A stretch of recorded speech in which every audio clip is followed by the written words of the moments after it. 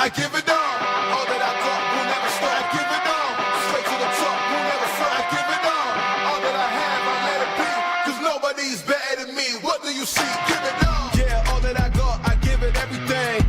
They lost the plot, they think I'm menacing. They wanna talk, but I ain't settling. Circle is tight, feeling like better rings. Whole lot of globe trying, man, they don't know nada. Bro, gotta show something to me and go harder. So proper, nah, not that, we sure gotta.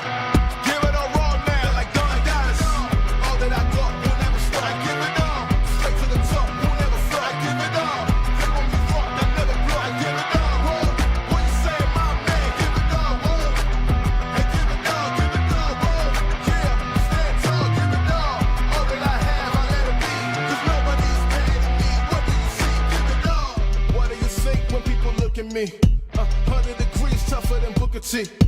Couldn't agree more, but could it be? I think higher than them all. Truthfully, my pen fire and then some. Apply the addendum. Take this whole thing for ransom. Give it all I got for attention. Not a mention of life well lived, for instance. Give it all.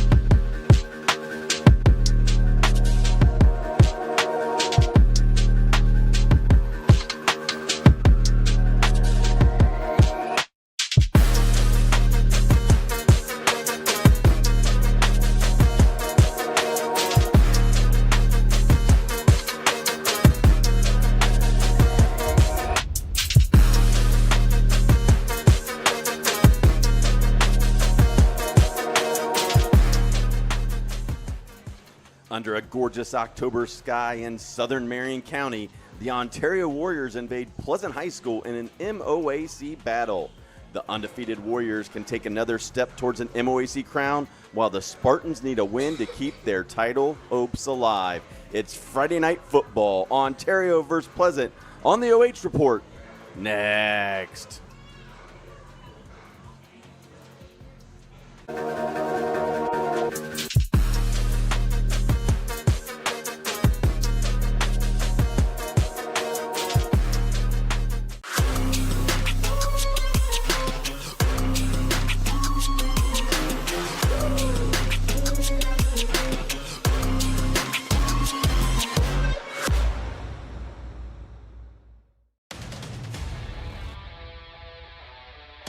Who's got your case?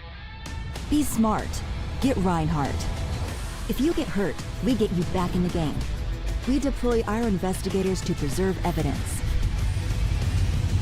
We have the courtroom experience to show the insurance companies that we mean business.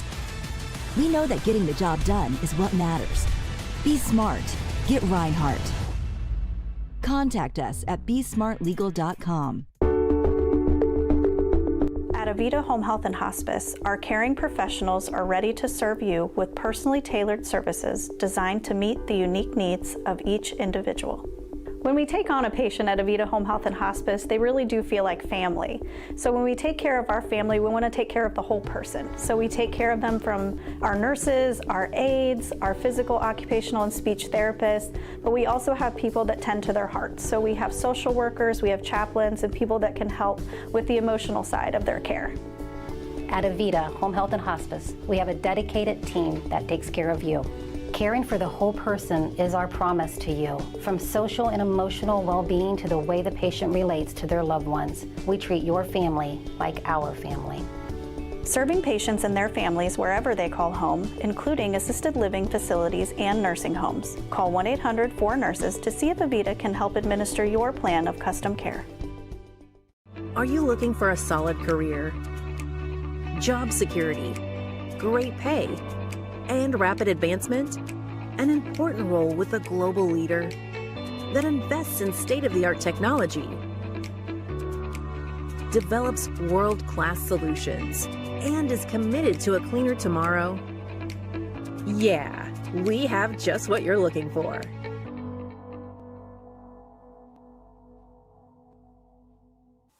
Take a look at all the action from Friday Night Football right here in North Central Ohio with great analysis, highlights, coach interviews, and so much more every single Friday night right here on the OH Report.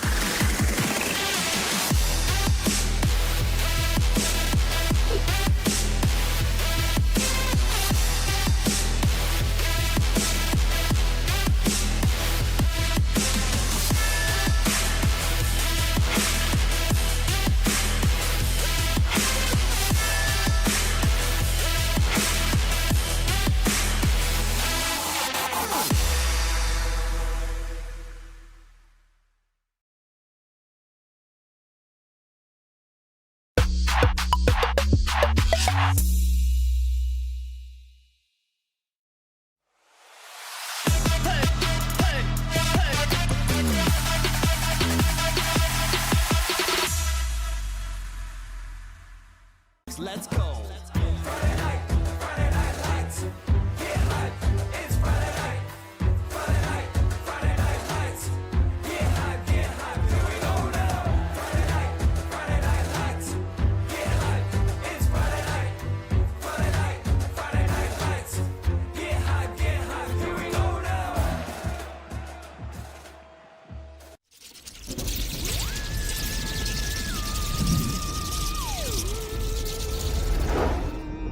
Happy Halloween!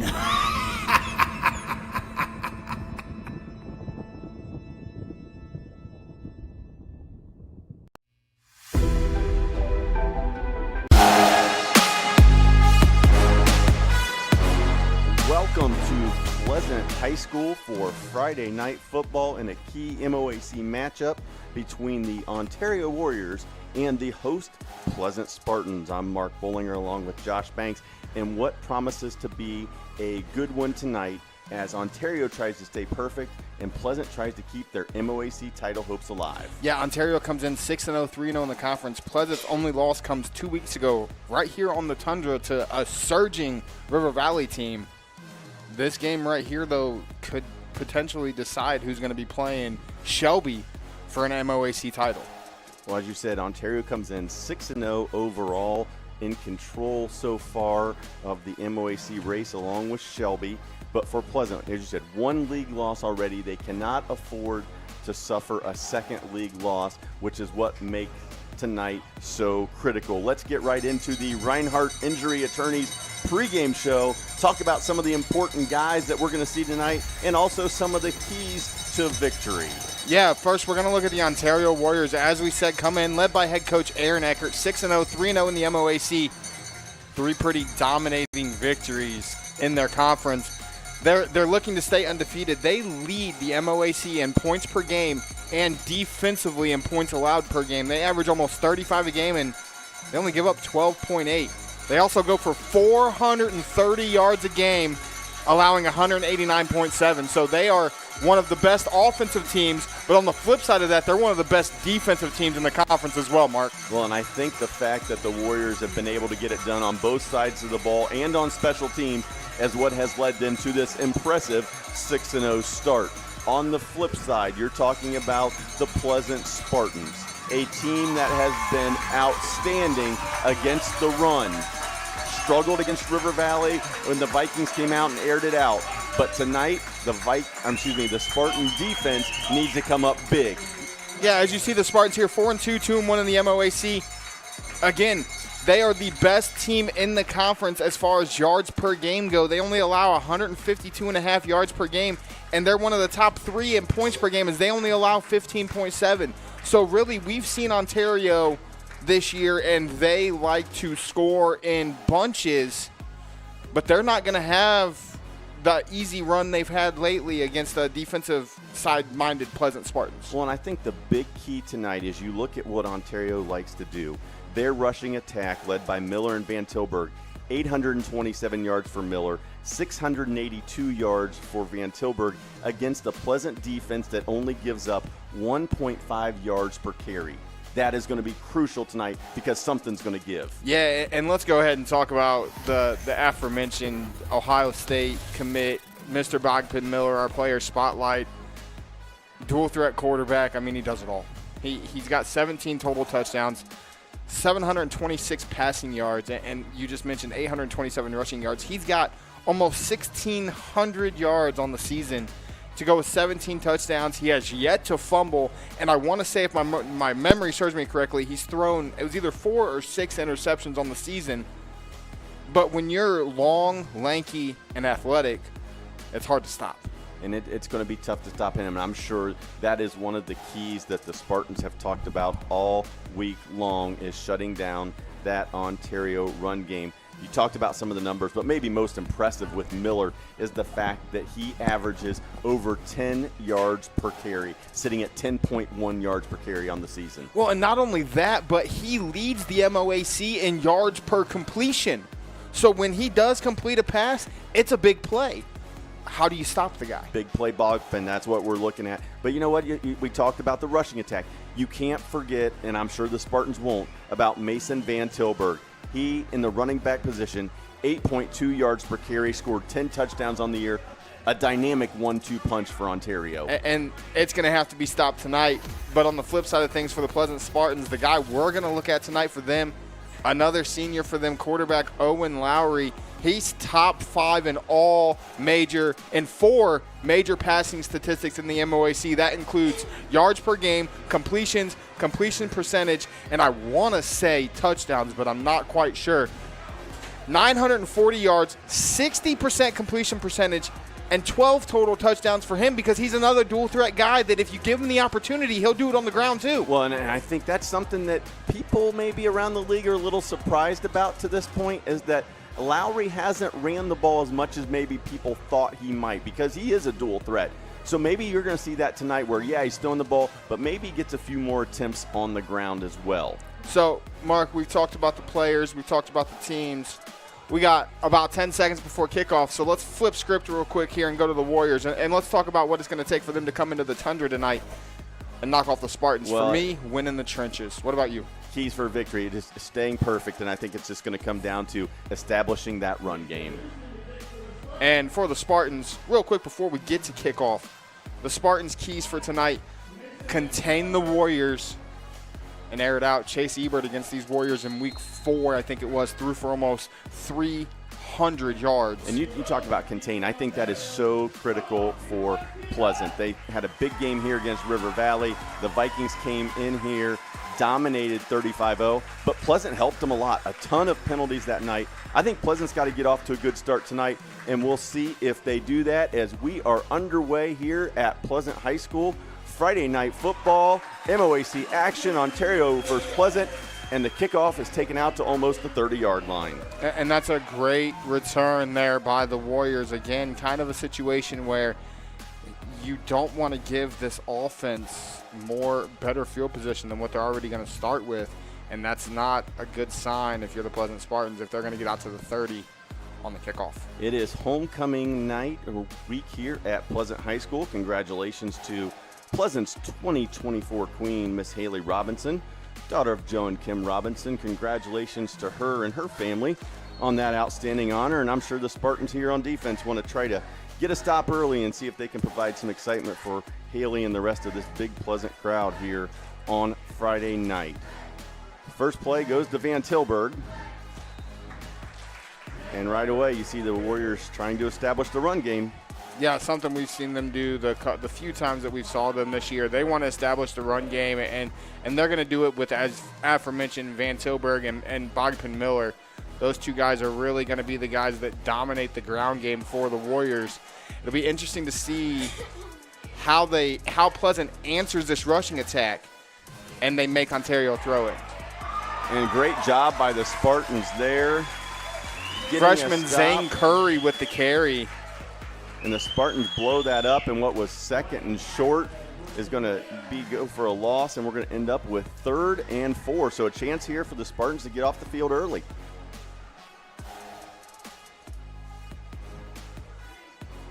First drive of the night for Ontario started on the 29. Miller and the Warriors facing 3rd, and they're going to call it 6. But here's the thing. You look at this Ontario Warriors offense is they're going to bring a man in motion. He's going to keep it, look to throw. It's going to be a little screen. Spartans snuffed that one out. Great job by Pleasant. They read that the whole way. Miller to Van Tilburg. Maybe a gain of 1, and it looks like Pleasant's going to force Ontario into a punt. And I think one thing you and I talked about before we went on the air, and you mentioned it in the pregame show, this Pleasant defense struggled 2 weeks ago when we were here with the River Valley Vikings due to the fact of River Valley wants to air it out deep. They want to spread you out. Ontario wants to ground and pound. Bogdan Miller is going to boot it.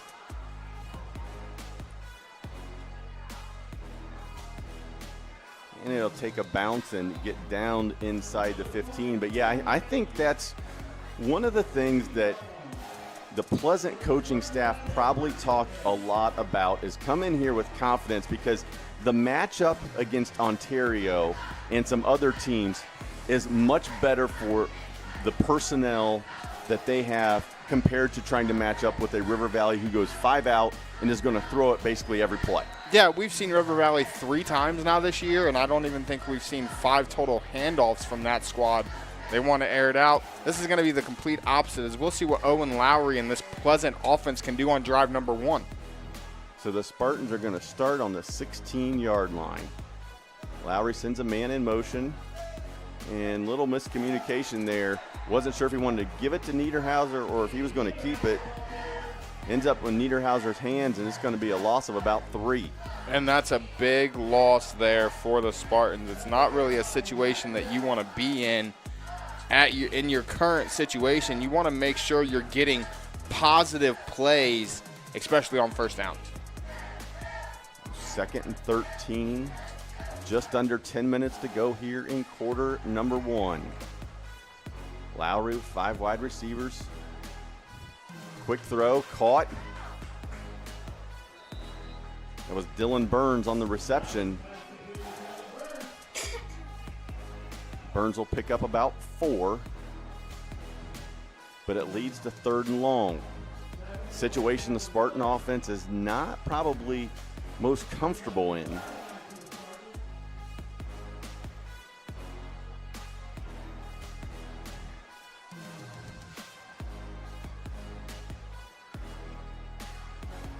Third and 9 for Pleasant. Lowry fakes the handoff, looking downfield, and now he's facing pressure. He's going to step off and run, and there's the Lowry we've been waiting to see. Makes some people miss, dances and weaves his way out to about the 40-yard line, and that's the Owen Lowry we expected to see this season, making a play with his feet. Yeah, that's Owen Lowry that I think we've all come to know over his years here at Pleasant. It's what we've all expected from him. just not really something that he's been able to do so far this year. An added dimension to that Spartan attack. Lowry putting the ball in his own hands and making things happen. So first down for Pleasant.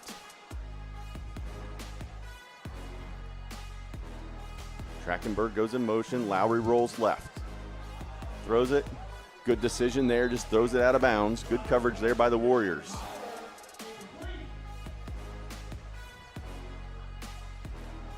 A mature decision there by your senior quarterback. Rolled out. Nothing was there. Instead of trying to force it, maybe turning it over, just throws it out of bounds. Live to play another down.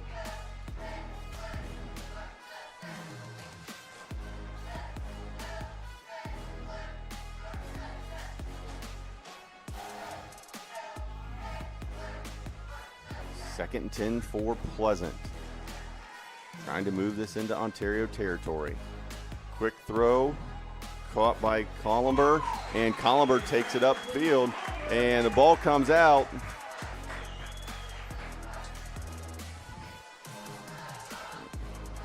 And looks like they're going to say that either Columber came up with it or the ground caused it, but nice play there. Lowry to Columber.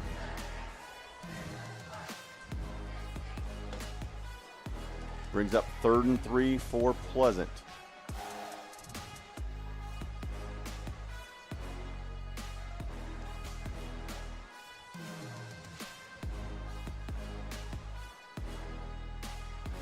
Lowry, handoff.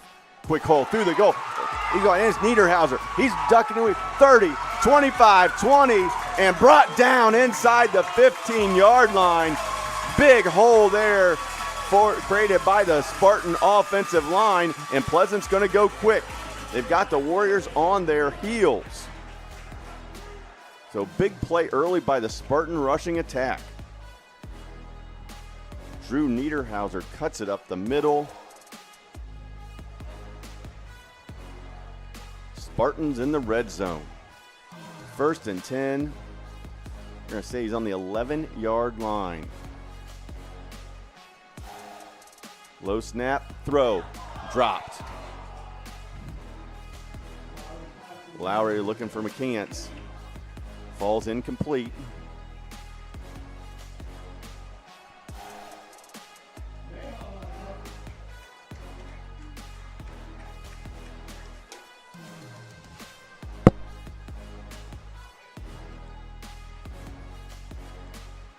Interesting to see Pleasant come out and try to throw there after the big run by Niederhauser.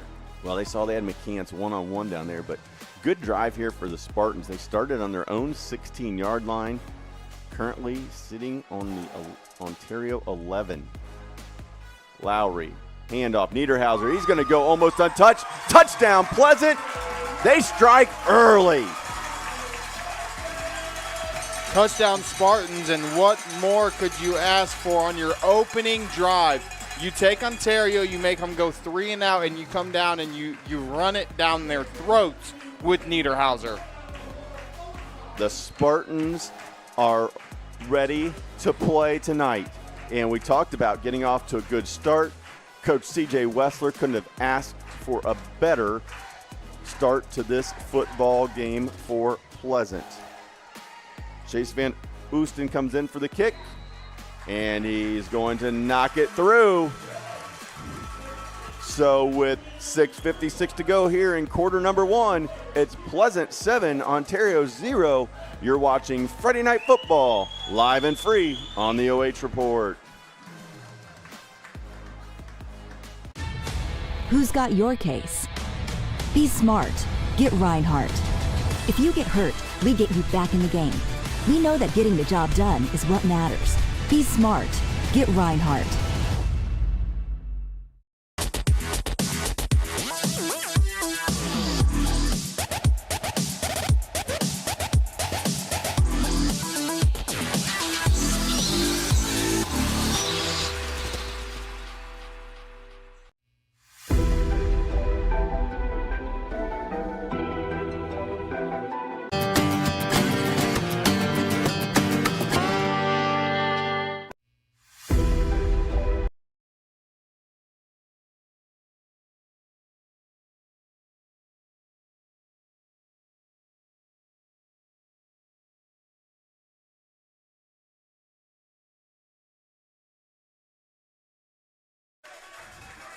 An early 7-0 lead against a very, very good Ontario defense.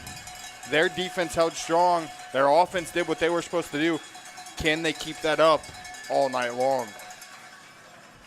Spartans kick off, taken by Trey Fowler. Over the 30, he's got a gap, 35, 40. And brought down there. Nice return there by Fowler, and Ontario is going to get good starting field position for their second drive of the night. Yeah, great return there by Fowler. He found a crease. He got out to about the 40-yard line, just 44-yard line where they're going to spot him at. 42-yard lines where they're going to spot him. But again, they were on the plus side almost of the 30 on their last drive, and they couldn't get anything going offensively.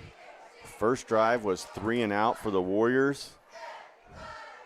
See what they do here on drive number 2. Fake the handoff. Quick throw. Caught by Landon Foltz, and he breaks a tackle. He's going to be gone. 30, 20, 15, 10. Big play. Touchdown, Ontario. We just talked in the pregame about Bogman Miller leads the league in yards per attempt. That right there is the reason why. Landon Foltz catches it, goes 58 yards to the house, and we're an extra point away from a tie ball game. What a response by Ontario. They get punched in the mouth, and they get up off the mat and strike quick. 58 yards. Miller to Foltz. Extra point is good, and we are tied at 7. So just like that, folks, Pleasant and Ontario are tied at 7. I'm sorry, I was looking at my phone because I just got a score update in another big game in the MOAC. River Valley has scored, and they're up 7-6 on Shelby. I tell you what, there are a couple big games tonight in the MOAC. You've got Galleon, who's lost 2 straight MOAC contests tonight at Highland. You've got River Valley at Shelby, and River Valley has been rolling since their loss to these Ontario Warriors. And then this game right here, Pleasant, Ontario, there's 2 games that could ultimately decide this conference tonight with Shelby, River Valley, and Pleasant, Ontario. Well, your top 4 teams going into tonight were Shelby and Ontario at the top of the league, both undefeated. Pleasant and River Valley both a game back. So this game here and then the one up at Shelby, 2 big games tonight, and looking at who's going to try to establish control here as we get through the last 4 weeks of football here in 2024. Let's talk about that. We're already in week 7, Mark. It doesn't even feel like we've been here doing this for 2 weeks now. It has been quick. It goes quick, everybody. I don't know if things go much quicker, though, than that 58-yarder. Miller got to Foltz, and he just made people miss and was off in a hurry. Bogman Miller's might be the first time I've ever seen the young man miss kick. Kicks it out of bounds, so it's going to be great starting field position for the Pleasant Spartans. Well, the Spartans came out early, showed a little diversity in their attack, a couple quick throws. And then, of course, the big run by Lowry to get the first down. And then Niederhauser comes back with a huge run. And then, of course, the touchdown, 11-yarder by Drew Niederhauser for the first score of the game. And that's why we are sitting at 7 apiece here with 6:34 to go in the first quarter at Pleasant High School. With that kick going out of bounds, the Spartan offense will take over on their own 35-yard line. And I expect to see a lot more of Niederhauser on this drive with the success that he had on drive number 1. And kudos to that Pleasant offensive line. They have opened up some big holes early in this contest for Niederhauser and Lowry to run through. Fumble on the play, picked up off the snap. Niederhauser tried to get back to the line of scrimmage. Lowry just couldn't handle the snap. A little bit low and wide. It's going to lead to a loss of 2. Well, and it's a situation where it's almost like earlier that a lot of these teams nowadays, and we've talked about it since we did our first game with Ashley, they like to run that read. That first play when Niederhauser got tackled in the backfield, it's like Lowry was trying to read that. He kept trying to pull it from Niederhauser, and he almost just wouldn't let go of the ball there. Mishandled.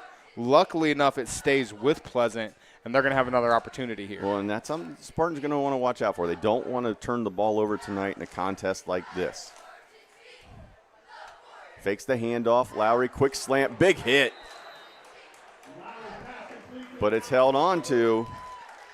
It was Alec Columber who brought it in. So nice play by Columber to make the catch, take the big hit, and hold on. Noah Poole delivered the boom. But Collenberg does a great job of keeping a hold of that because that was a big hit, great catch, and now you're 3rd and 7 instead of 3rd and 14.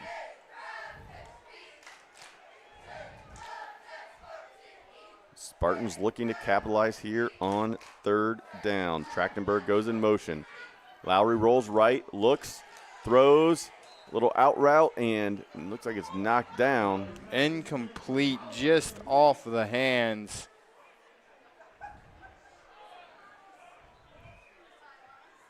And the Spartan punting unit will take the field.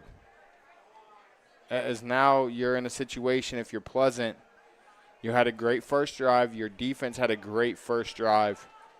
You don't want to let Ontario get into a rhythm as now Miller is going to go back to return punts.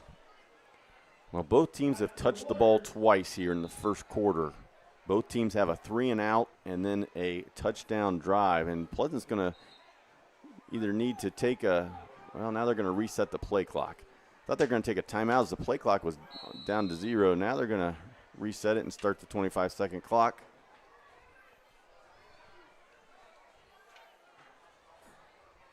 Good snap. Almost blocked. Bogdan Miller and Gavin Miller were back to return it. A little short, but gets a nice Spartan roll. And that's going to stop about the 22-yard line. So almost blocked, but the punt was able to get off there and roll down to the 22-yard line where the Warriors will take over. We've seen the first drive. They kind of tried to run it a little bit more with Van Tilburg. They had a jet motion to freshman Zane Curry, and then they threw the quick little screen pass on the out route on 3rd down to Van Tilburg and didn't get anything. Drive number 2, they go one pass, 58 yards, touchdown to Landon Foltz, which is one of Miller's favorite targets on the year. Now we'll see what they do here on drive 3. They're going to start it off with a handoff to Van Tilburg. Van Tilburg fights his way through. Pleasant defense there, but Van Tilburg's going to fight a little bit off that left side and gain about 4. So nice job there by Van Tilburg. And he does a great job. We talked about it when we seen him play River Valley. His legs never stop. Yeah, he was hit right at the line, but kept those legs churning, able to get it forward. They're actually going to give him about 4.5, so we'll call it 2nd and 6. Still for in the the Warriors. backfield. Still in the backfield with Miller's Van Tilburg, but they do have a 2-headed monster with Gavin Miller when he comes into the game as well. Miller fakes it, pulls it, gets to the outside, and he's going to be dropped. That's the contain that we were talking about. We watched him against River Valley, and then we seen highlights of him last week against Gallion. If he gets that corner and you give him the slightest daylight, you're not catching him. That time that the linebacker collapsed, contained him on the edge, and they were able to make a tackle. When he hits that seam, great job there by the Spartan defense, brings up 3rd and short. The Warriors looking at 3rd and 1, trying to convert here as we start to wind down quarter number 1. Miller looks to throw. Quick out, caught. 1st down. Hefner on the reception. Senior Bo Hefner he's there. And that's just Miller making a great read as you get our first home and kitchen supply 1st down of the evening. A great read by Bogpin. He got it out quick. But again, those short throws, eventually you're going to have to try to take a shot. 1st down Warriors. Handoff, Van Tilburg met, and he drives forward, and the Pleasant swarm to the ball. Spartans get there in a hurry to hold him to a gain of about 2. And that's a great job by this Pleasant defense. Again, something that we didn't really get to see a couple weeks ago when we were here because of the offense that they faced. I'm curious to see how long before the Warriors maybe decide to try to take the top off to see if they can beat this team deep. Well, this Spartan defense has stood up all season long to the rushing attack that teams have been willing to throw at them. And everybody moved except the center. Who moved first? So you basically had 21 guys moving, and the center still had the football. Yeah, you're in a situation where if you're an official, it's literally who moved first. And they're going to say it was the Warriors. So now your 2nd and 8 becomes a 2nd and 13. First penalty of the night during the course of play goes against the Warriors. Of course, we had the kickoff that went out of bounds, but now Ontario looks to spread the field. Rolls right, Miller caught almost for a first down. That was John Mahan.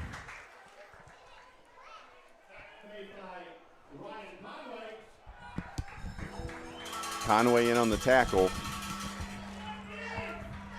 And it looks like Ontario is going to come out 3rd and 3. They're going to go quick here. Look for Miller to maybe keep it himself, try to make a play. Maybe run that read option. See what they can get. Miller looks, throws behind his receiver, and it falls incomplete. Looking for Hefner again. He had him thrown a little bit behind him. And if you're the Warriors now, you're in punt formation again, 4th and 3.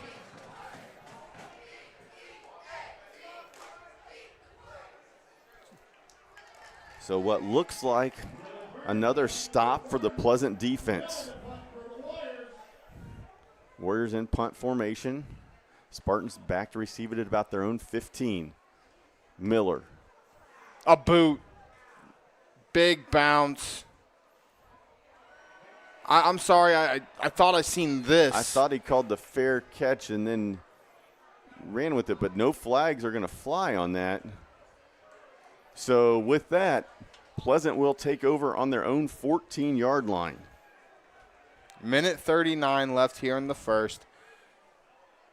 The best thing that we're going to see tonight, too, I think, from watching both of these teams play this year, is both of these coaches do a great job at adjustments at halftime and in between quarters. And now they throw the flag. Yeah. And I would say we'd see or seeing the yellow on the field, but it doesn't really look yellow. I see orange. So my question is then do they not – does it go to where he caught it on the bounce? Or is it – It should be from the 10-yard line where he caught the ball before he ran it after calling for the fair catch. And then I that's believe where they it's should enforce the 5 penalty yards for that on this particular penalty. And it looks like that's what it's going to be. They're going to take this ball.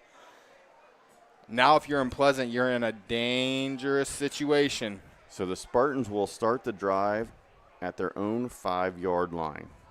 But what a great start here for Pleasant. Wrapping up quarter number 1. We're under 2 minutes to go. Spartans even with the undefeated Ontario Warriors. 7-7 here at the Tundra. Southern Marion County, home of Pleasant. Lowry fakes the handoff, looking, tries to go over the top. Has a receiver, drops it in just a little bit too much. Intended for McCants. Falls incomplete, but I like the play call. Yeah, I was going to say he had him beat. Lowry threw that ball to the sideline. I think maybe if he leads McCants, he's able to run under that, and he's still running right now. But that's a great play call because I thoroughly, in this situation, expect Niederhauser to get a bunch of carries.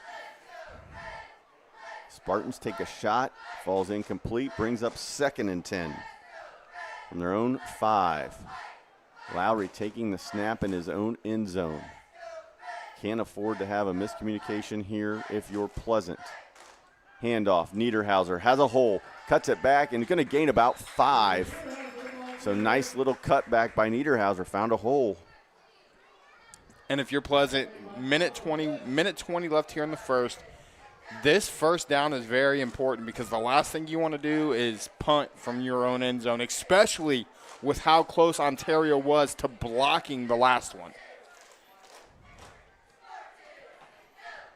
A big play here early in the ball game. Pleasant looking at 3rd and 5. Lowry with backs on both sides of him. Niederhauser in motion. Lowry, quarterback draw. And he's going to fight, but he's going to come up just a little bit short. But he's going to get the ball out to about the 14-yard line. Bring up 4th and a long 1.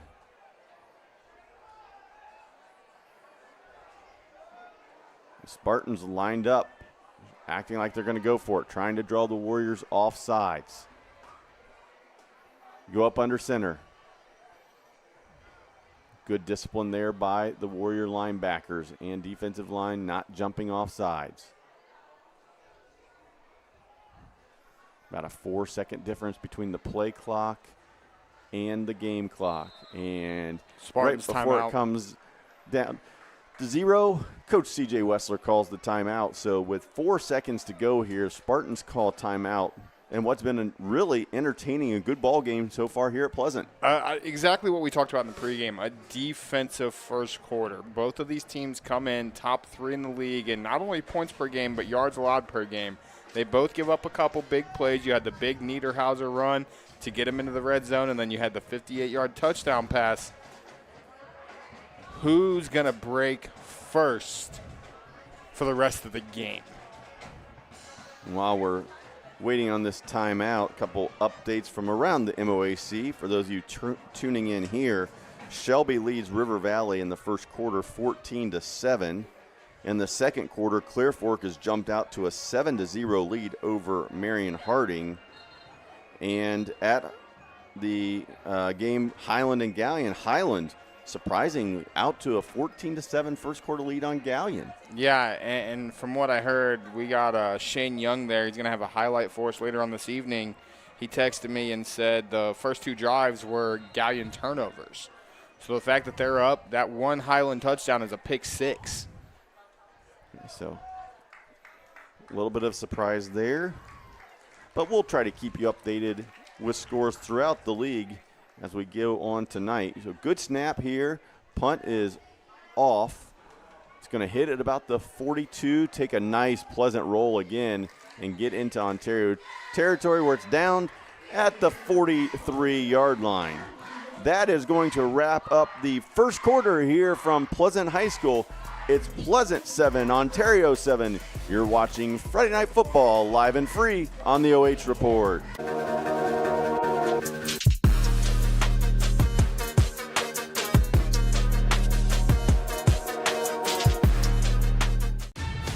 Who's got your case? Be smart. Get Rinehardt. If you get hurt, we get you back in the game. We know that getting the job done is what matters. Be smart. Get Rinehardt.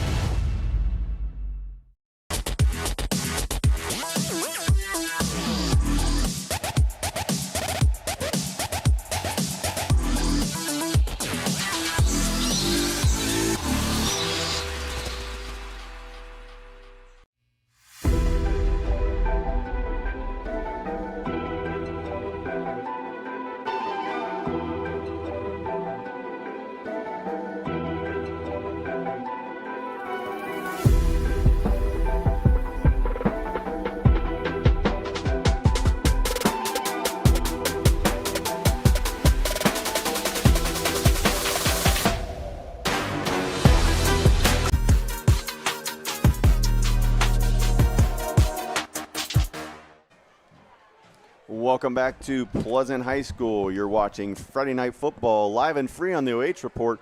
We have a good one on our hands tonight, folks. Pleasant, Ontario tied at 7 as we start quarter number 2. I'm Mark Bullinger along with my partner Josh Banks here in Marion County, giving you the play-by-play and letting you see this football game between two really good football teams tonight in a key MOAC matchup. First down for Ontario. First play of the drive is a short gain, maybe gets back to the line of scrimmage, and Ontario looking at 2nd and 10. Big second down here. Big drive for the Warriors. Both defenses have been stout so far here in the game. Miller fakes, looking deep. Throws it across the middle and caught, and big hit and brought down right there. Went to Alan O'Blisk, the 6-foot senior tight end. And how about the catch? Left paw went up, one-handed that one. That's a phenomenal catch. Almost overthrown. That was a risky ball by Miller because that very easily could have been picked off. But nice grab there by O'Blisk. First down, Warriors in Pleasant territory.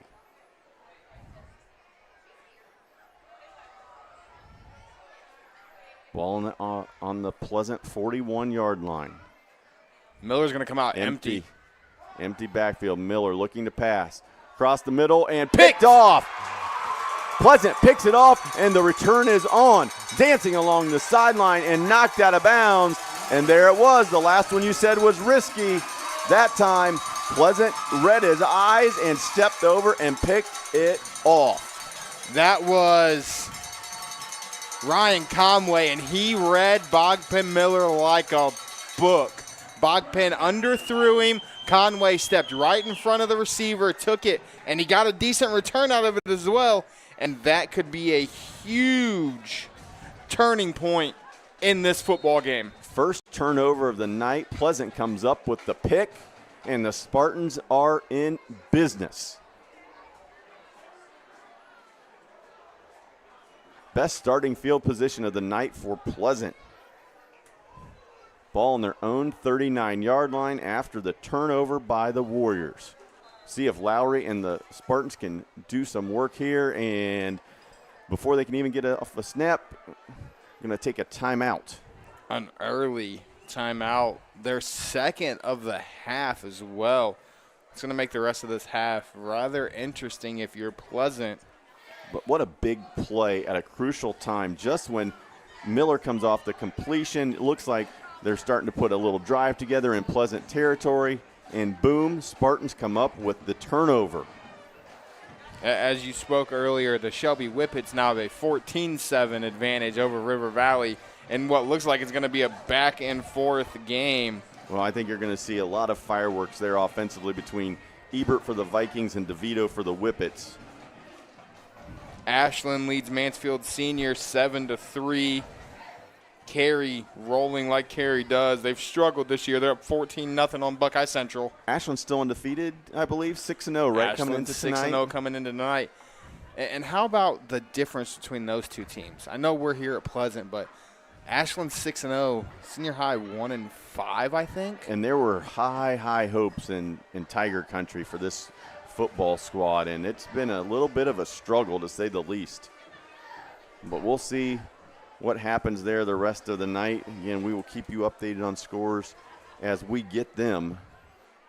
But we appreciate you tuning in tonight here at Pleasant High School. Mark Bollinger and Josh Banks bringing you the play-by-play of a critical MOAC matchup between Pleasant and Ontario. So, Spartans were penalized there, so it's 1st and 15. And they try to get it to, I believe it was Burns. Yeah, Dylan Burns. And going to be ran out of bounds, and I think he may have even lost another yard on that. I'll tell you what, we watched it when we were in Caledonia when they played River Valley. One thing you don't want to try to do is get outside on this Ontario Warrior defense. They have so much speed at their corner and even their outside linebacker positions. If you're going to beat them, it's going to be up the middle or it's going to be over the top. Well, it's not going to be on the edges. And we saw that early. Spartans had some success with those quick hitters through the middle, off tackle with Niederhauser. Instead, they're going to go empty. 2nd and 16. Lowry looks to throw. He's scrambling. Flag comes down. It's going to be a hold. And looks like the pass is going to be incomplete. But definitely a holding call here going against Pleasant. Yeah, 61 for Ontario. That's Skelton. I believe we called his name a bunch when we did the River Valley game. Rayvon Skelton he got doubled, still swam through both defenders, got into the backfield, and he kind of got tackled just a little bit by one of those Pleasant Spartan offensive linemen. With the incompletion, I wouldn't be surprised if Ontario declines this. Yeah, I absolutely. If you're Coach Eckert, you decline this 100%. It's already 2nd and 18. Take it 3rd and 18. Do not give, my personal opinion, unless you're in like a 3rd and 4, 3rd and 5 situation, don't give a team an extra down. And it does look like they have declined it, so it will bring up 3rd and 18, ball on the 31-yard line. Wouldn't be surprised if Pleasant just handed the ball off to Niederhauser here. Get what you Played can it get, smart, punt it away. Punt it away. Don't turn it over. Try to flip the field. That's exactly what they will And do. off Niederhauser up the middle, and he's going to grind his way for a couple. And this is what we were just talking about. Which defense breaks first? It wasn't Ontario on that last drive, and it wasn't Pleasant on Ontario's previous drive as they had the pick. Who breaks first? Who gets another big play? We're under 9.5 minutes to go here in the first half. It was Landon Foltz will now go back to return this punt. Pleasant 7, Ontario 7.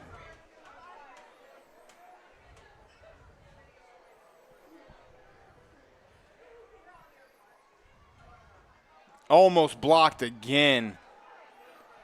Ball's going to hit, and this time it takes an Ontario roll.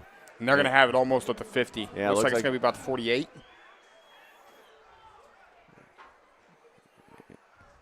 And he marked it at the 50.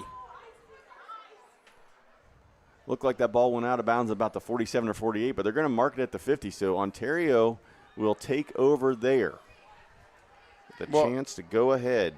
The pressure that Ontario's gotten on both Spartan punt attempts has been just incredible. And that's when you have to rush a punt because you've got somebody in your face, it can cause that issue right there that we just saw. Well, the way it's going, Ontario may get a block yet tonight on the special teams.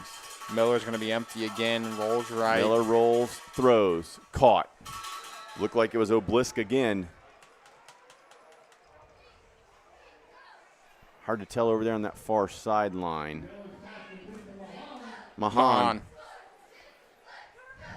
My apologies to James on that. Give him credit for the catch for a first down. So one play and Warriors move the chains. I'll tell you what, you got a young man down here near side to us, number 13, that might be the fastest kid on the field. If you remember watching him against River Valley, that was the young man that spied Chase Eberald all night long.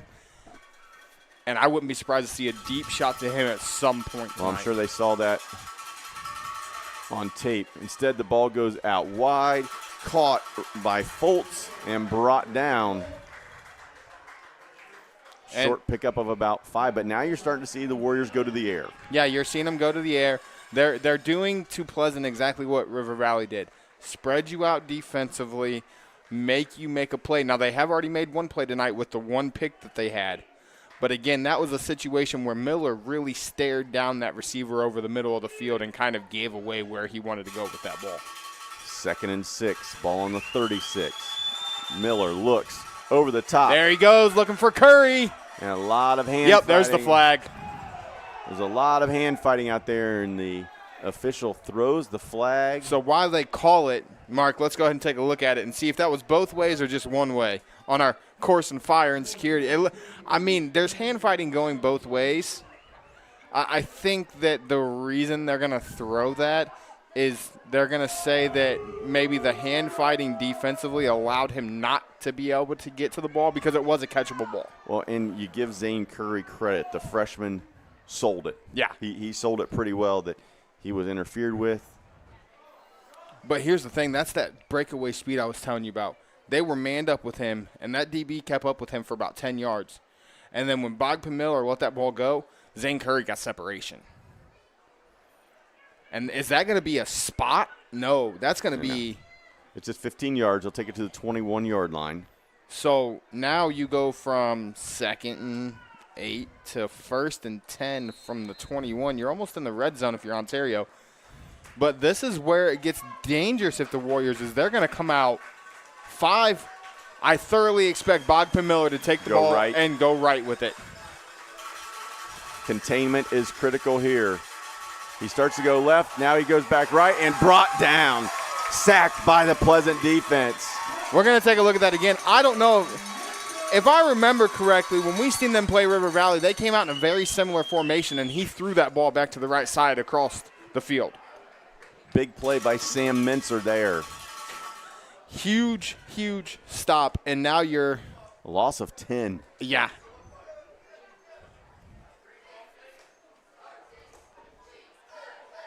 So big play there on first down by Mincer. The Pleasant defense backs the Warriors up to the 31-yard line. Man-to-man down here on the near side again. Miller looks, has time, thinks about running, moves the pocket, and nice catch. Austin Pence. Brought in there by Austin Pence. And he gets about 15. That's composure by Miller. He could have ran. Instead, he stayed in the pocket. He waited for somebody to come open. And that was an even better catch, I think, by Austin Pence on the sideline. Well, they're going to call it a gain of about 12. That brings up 3rd and 8 from the 19-yard line. Are we in field goal range here if you're Ontario?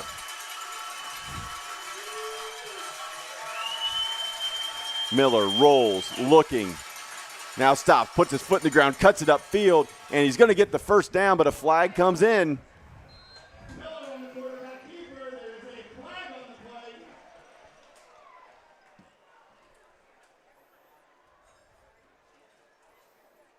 It's going to probably be a hold on the Warriors. So the first down will be negated.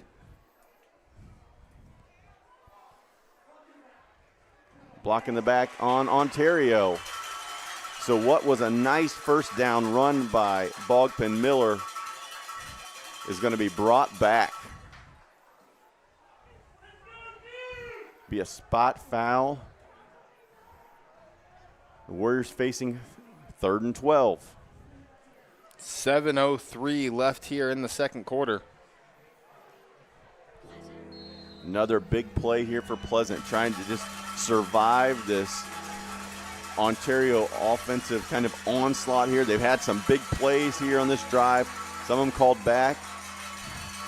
That would have been a big first down run. Now you're right back to 3rd and long, and you might have just taken yourself out of field goal range if you were in it before. And again, Miller, empty set, looks left, scans across the middle. Now he's going to get out of the pocket. Looking, and dropped. Spartan defense comes up big again with another sack, and the Spartans hold on 3rd down. And they're doing the same thing to Miller that everybody's done that I've watched so far this year. Only I think the difference is instead of using that middle linebacker as a spy, they're keeping somebody outside to keep an eye on him to not let him get the edge. Yeah, and that's really good coaching, because if he gets outside, you're in trouble. Try to funnel him to the middle of the field.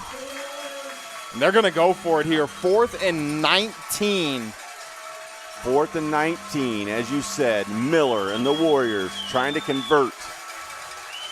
One-on-one coverage, tries to go over the top, and almost caught. Curry could not haul it in. Nice job by Curry adjusting to the route. Just couldn't come up with it, and the Spartan defense gets a stop. And that is a huge stop for the Spartan defense. Like you said, they gave up some big plays. They held strong. A couple Ontario penalties kind of shot them in the foot. But this defense said, if we're going to win this game, it's going to be on our back. So the Warriors took over on the 50-yard line, had great field position, some penalties, some big plays by the Spartan defense, and Pleasant holds with a chance to take the lead. 6:07 to go in the first half. Pleasant 7, Ontario 7. Spartans with the football. Lowry, handoff, Niederhauser cuts it back. Nice gain on first down. takes it out to the 35. A big run there by, again, Niederhauser, and they went back to what worked on their first drive, kind of off tackle, get somebody to peel out, take out that outside linebacker, and give your running back a chance to make somebody miss. Solid ball control offense. Eat up some time, keep Bogpen Miller on the sidelines. Yes. 5:30 and counting here in quarter number 2.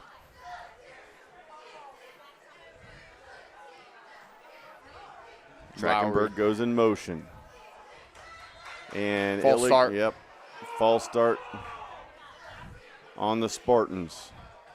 So the nice run on first down is going to be negated a little bit as they take it back 5. So it'll be 2nd and 8 for Pleasant. And that's one, if you're an official, it's kind of hard to miss. It was the receiver.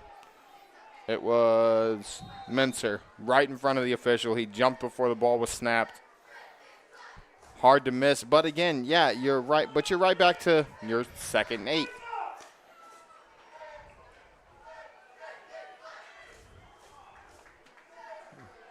Clock ticking down to about 5 minutes to go in the first.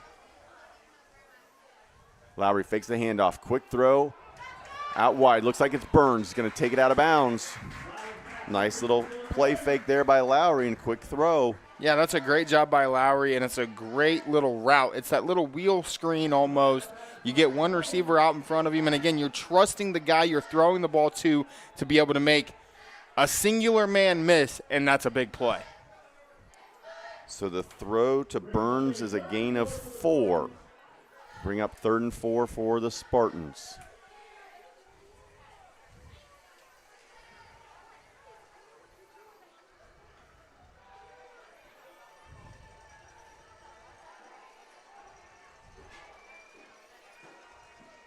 Third and 4. They're going to bring a man in motion. They're going to fake the sweep, Counter. hand it off inside. He's got a mole. He's got a hole. He's going to be short of the first down, though. They faked it, ran a counter to Niederhauser. Looks like he's going to be about a yard short of the first down. Good discipline there by the Ontario defensive end.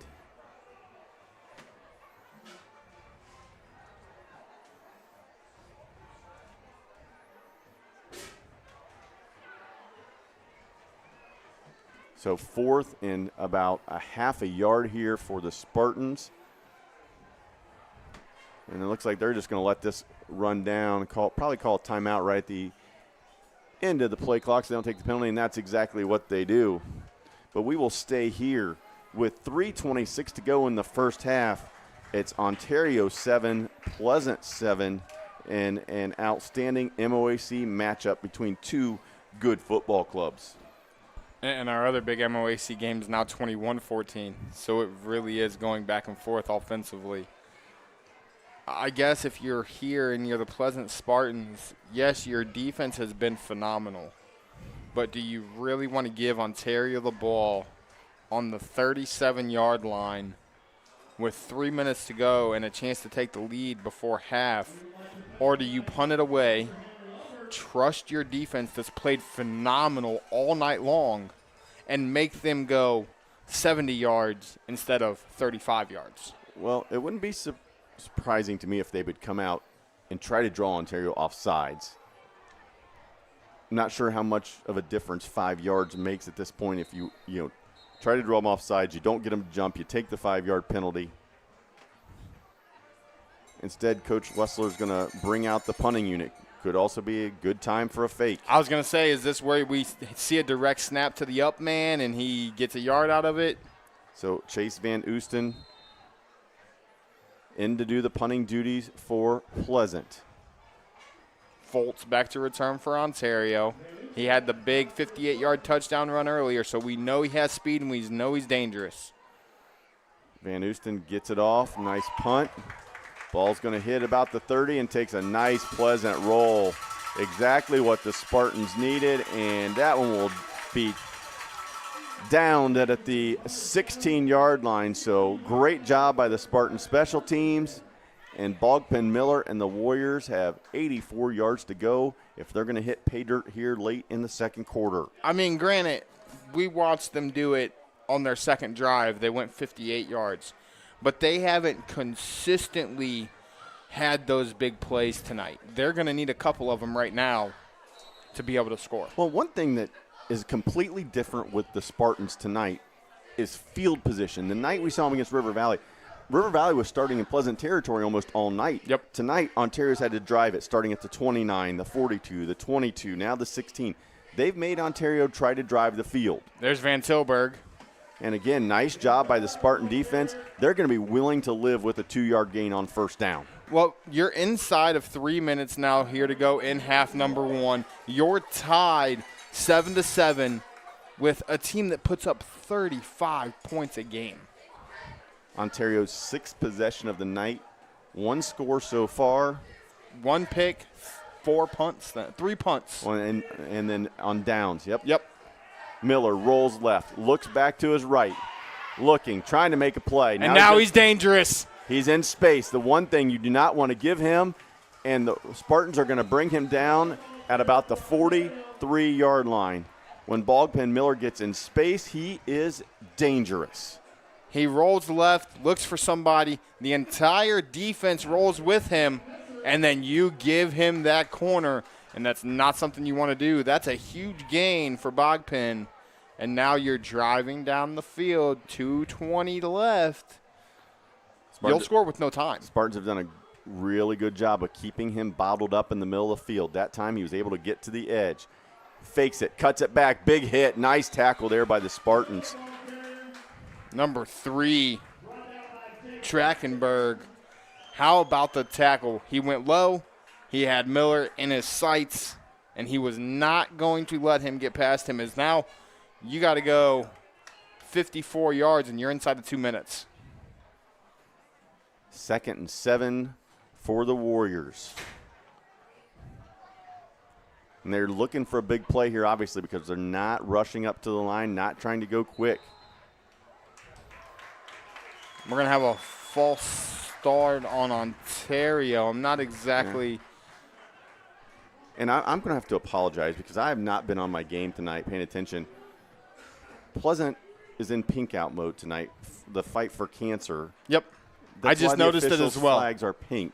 It looked early with the sunlight. It looked orange. As he threw it that time, I'm like, they're throwing the pink flags. Well, on and then we pink look out down night. and see pink shirts on the cheerleaders. Yeah, So my apologies to Spartan Nation, not catching that early. Of course, doing that for a great cause. We appreciate that. And yes. Miller looking, going over the top. Deep throw, one-on-one out there. And caught. Brought down. Breaks a tackle. And he's going to take it to the house. I think it was Oblisk. John Mahan went up and took it. And there's the big play for the Warriors that Pleasant's prevented all night long. But Mahan went up and got that football. So Ontario does indeed strike quick. Big play. Bogpen hits James Mahan for a touchdown with 1:20 to go to give Ontario a 14-7 lead. We will be back after this break. You are watching Friday Night Football on the OH Report, live and free. It's Ontario 14, Pleasant 7. Who's got your case? Be smart. Get Rinehardt. If you get hurt, we get you back in the game. We know that getting the job done is what matters. Be smart. Get Rinehardt.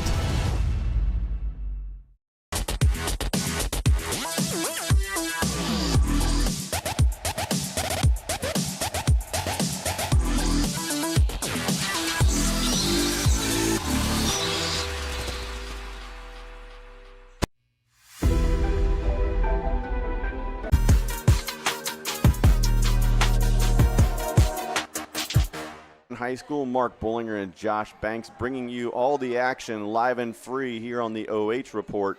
Bogpen Miller hits James Mahan for a 59-yard touchdown pass.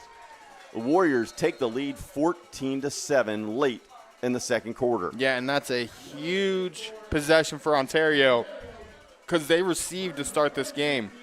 So you take the lead now knowing Pleasant gets the ball to start the second half.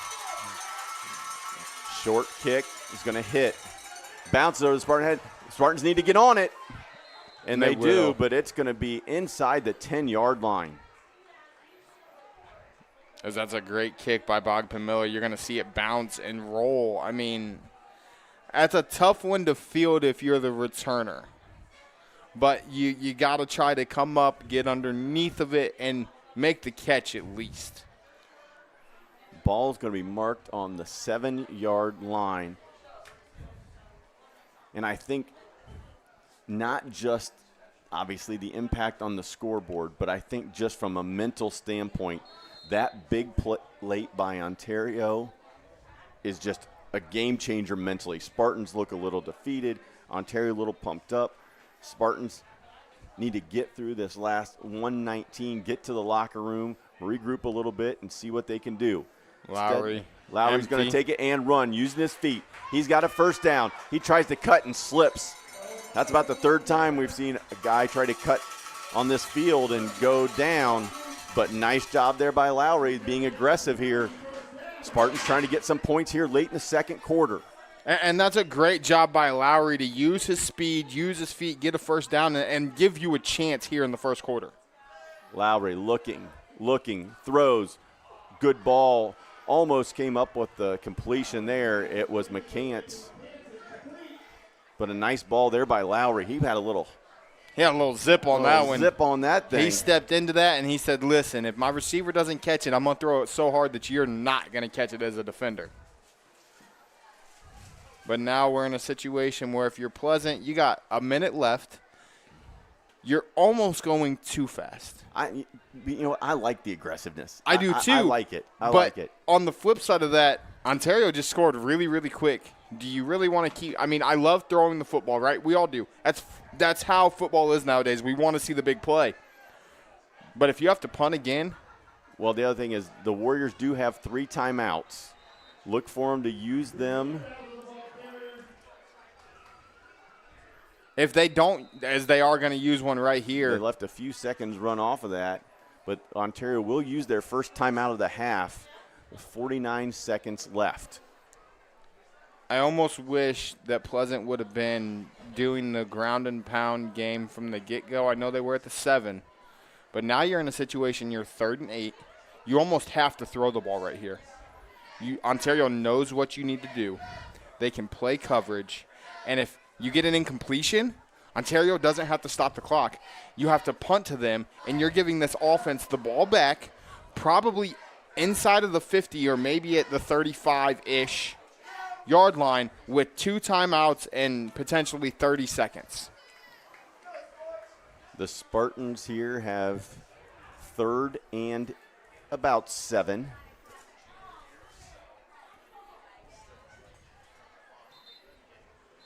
Wouldn't be surprised to see Lowry take a nice drop look, and if he doesn't see his first option, go. He has made some plays with his feet tonight. Good speed, good elusiveness by the senior quarterback. See if he can use his athleticism to make a play. Trachtenberg in motion. Handoff, Niederhauser cuts it back. He's got a first down. Just enough, and he's going to get the first down and move the chains. And that's a big Spartans going quick. Home and kitchen supply first down, and that one's huge. As not only do you move the chains and you're allowing your offense more plays, but now you're preventing the Warriors' offense from getting back on the field. Lowry drops, looks, steps up, and he's going to be brought down. And they're going to say it's going to keep the clock running. Said he was brought down in the field of play. And the Spartans call a timeout. The official saying that he was tackled in bounds. And here's the thing. I don't have that replay right now, which would be a hard shot for us to be able to see where his knee went down. But here's the thing. If any part of your body touches in bounds and you slide out of bounds, you're in bounds. It's not where you end up. It's where the first part of your body touches down. He was right on it there, and he made the call. The official was. The ball on the 35-yard line. 24 seconds to go here for Pleasant. Spartans find themselves trailing the Warriors 14-7. Matchup between undefeated Ontario and 4-2 Pleasant. Spartans find themselves one game back of the Warriors and Shelby Whippets in the race for the MOAC title. Lowry looking, throws. Nice ball caught by McCants right about the 50-yard line. Great job by McCants and Lowry. And this is a great read by Lowry. Looks. Hey, we're going to throw it here, and the throw to the sideline is what's huge. Now you're at the 50. You've got 19 seconds left. If you're going to throw the ball, it's either got to be to the end zone or to the sideline. Well, yeah, he looked that defender off, moved him with his eyes, and then came back to McCants. Here comes the blitz. Gay get through. Lowry steps up. Again, throws, and just throws it out of bounds as he takes a big hit there. With the pressure was Landon Sowards. And that's a great play call by the Ontario defensive coordinator as Lowry's going to escape the initial pressure. Sowards gets up and just puts the pressure right back on him. You almost want to see Lowry there when he escapes that initial pressure, take off opposite field. There's a lot of room out there to run. He kind of escaped the initial pressure and then looked right back to where he was looking at to throw the ball. Scramble, get yards, get out of bounds, give yourself another opportunity, and get closer to the end zone. Lowry looking. Again, good pressure by the Ontario defensive line, and that's what we saw a couple weeks ago. River Valley's defensive line manhandled the Spartans up front. Early, great job by the Spartan offensive line. Of late, it's been a struggle, and that's going to bring us to the end of the first half at Pleasant High School. We've got a good one, everybody. It's Ontario 14, Pleasant 7. You're watching Friday Night Football live and free on the OH Report.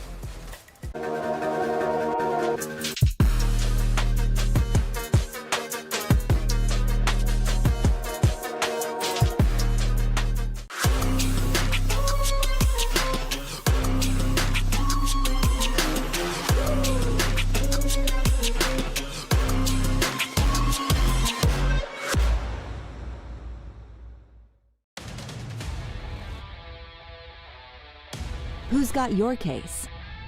Be smart. Get Rinehardt. If you get hurt, we get you back in the game.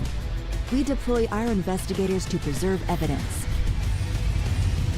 We have the courtroom experience to show the insurance companies that we mean business. We know that getting the job done is what matters. Be smart. Get Rinehardt.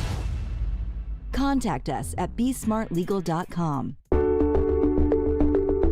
At Avita Home Health and Hospice, our caring professionals are ready to serve you with personally tailored services designed to meet the unique needs of each individual.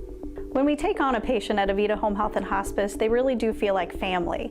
So when we take care of our family, we want to take care of the whole person. So we take care of them from our nurses, our aides, our physical, occupational, and speech therapists, but we also have people that tend to their hearts. So we have social workers, we have chaplains, and people that can help with the emotional side of their care.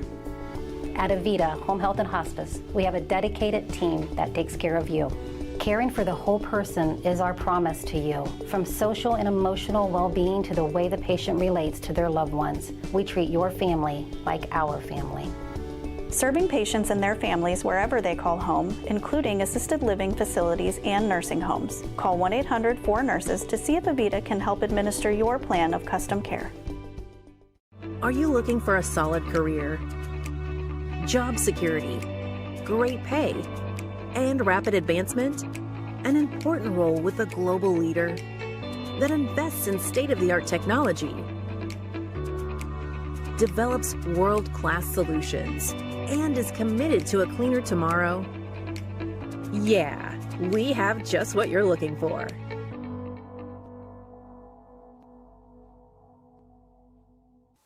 Take a look at all the action from Friday Night Football right here in North Central Ohio with great analysis, highlights, coach interviews, and so much more every single Friday night right here on the OH Report.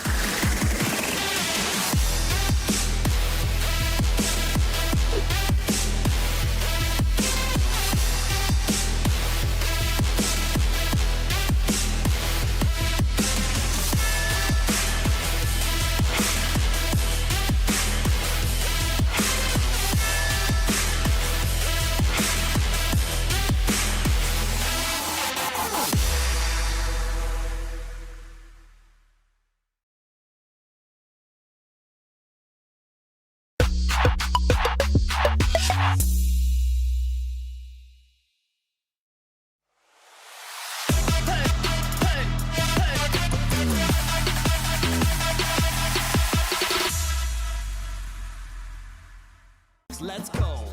Friday night lights. Get hype, it's Friday night. Friday night lights. Get hype, here we go now. Friday night lights. Get hype, it's Friday night. Friday night lights. Get hype, here we go now.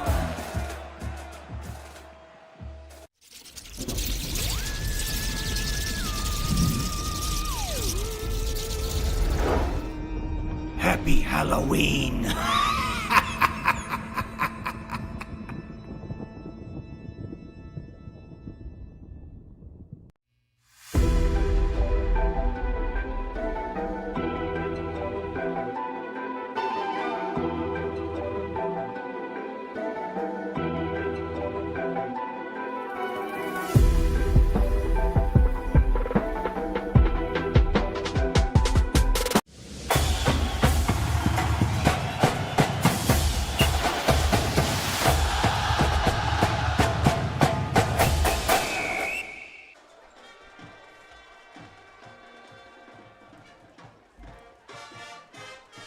Thanks, sir.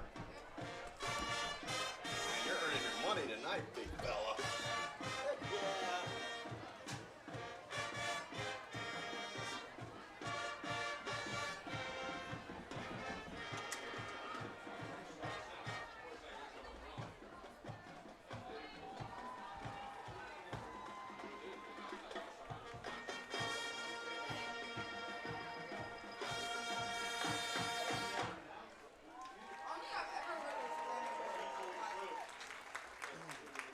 Our second song is performed by our seniors for freshman year in 2021.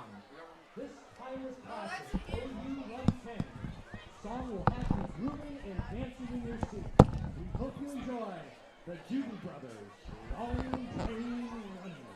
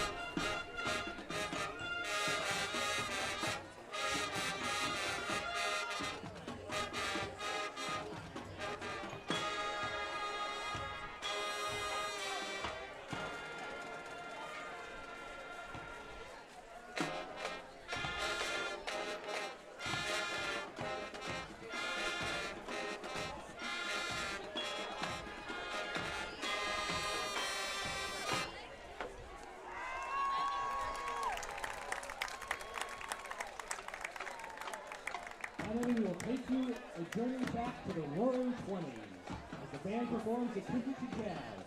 The musical Chicago tells the story of two vaudeville stars as they make their way from the jailhouse to fame. We hope you enjoy And All That Jazz.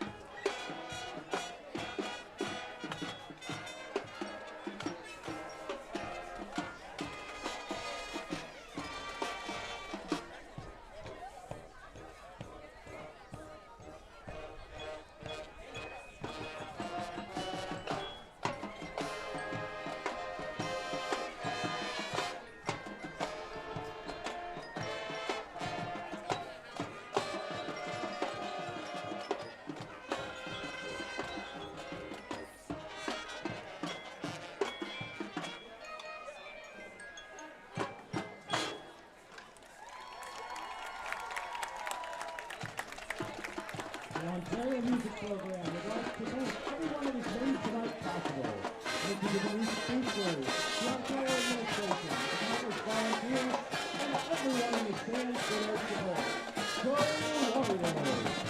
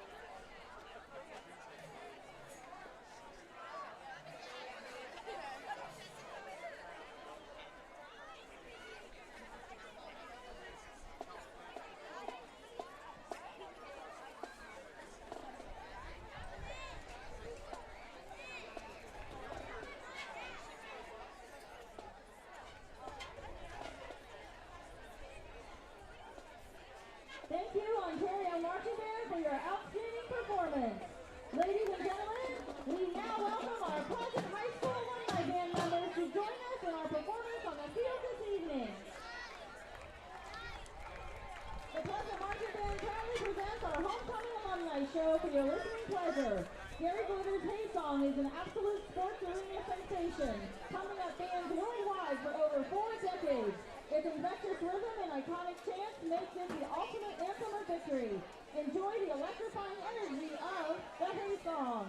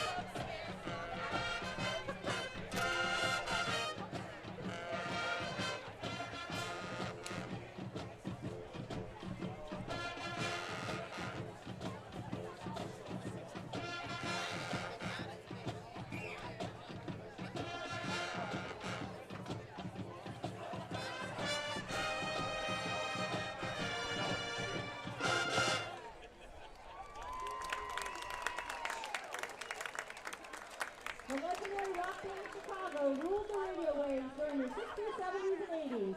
The band was a pioneer in the fusion of rock and jazz elements, creating a distinctive sound that became synonymous with their name. We now present a hit from their 1970 album, Chicago 2. Here is 25 or 6 to 4.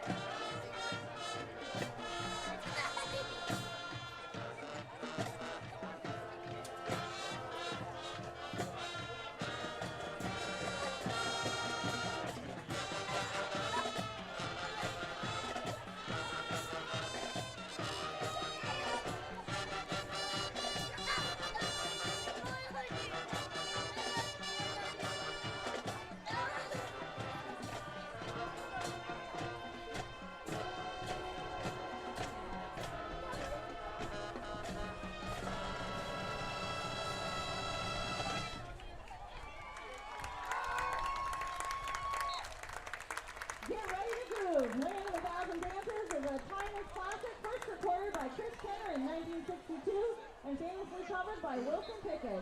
It's a song that sparked countless dance crazes and has been embraced by generations. Dance along with us as we close out our 2024 Homecoming Alumni Show with Land of a Thousand Dances.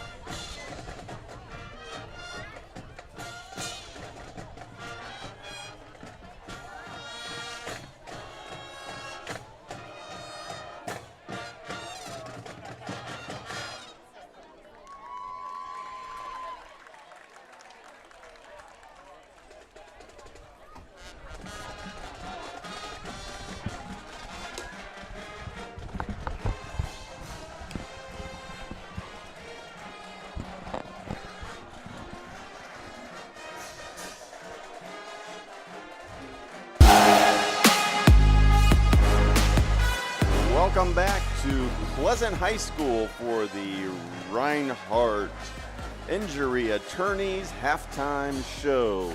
Our score here at Pleasant is Ontario 14, Pleasant 7. I'm Mark Bollinger, along with my partner Josh Banks. And Josh, what an entertaining first half in an outstanding football game. Yeah, what an entertaining defensive first half. As neither team, we've seen a couple big plays. We've seen a big pass from Bogdan Miller to John Mahan. We've seen a big pass from Bogdan Miller to Landon Foltz. Other than that, they haven't really got much offense going. On the other side of things, you had a big first drive for Pleasant on the ground, and they haven't really got anything going since.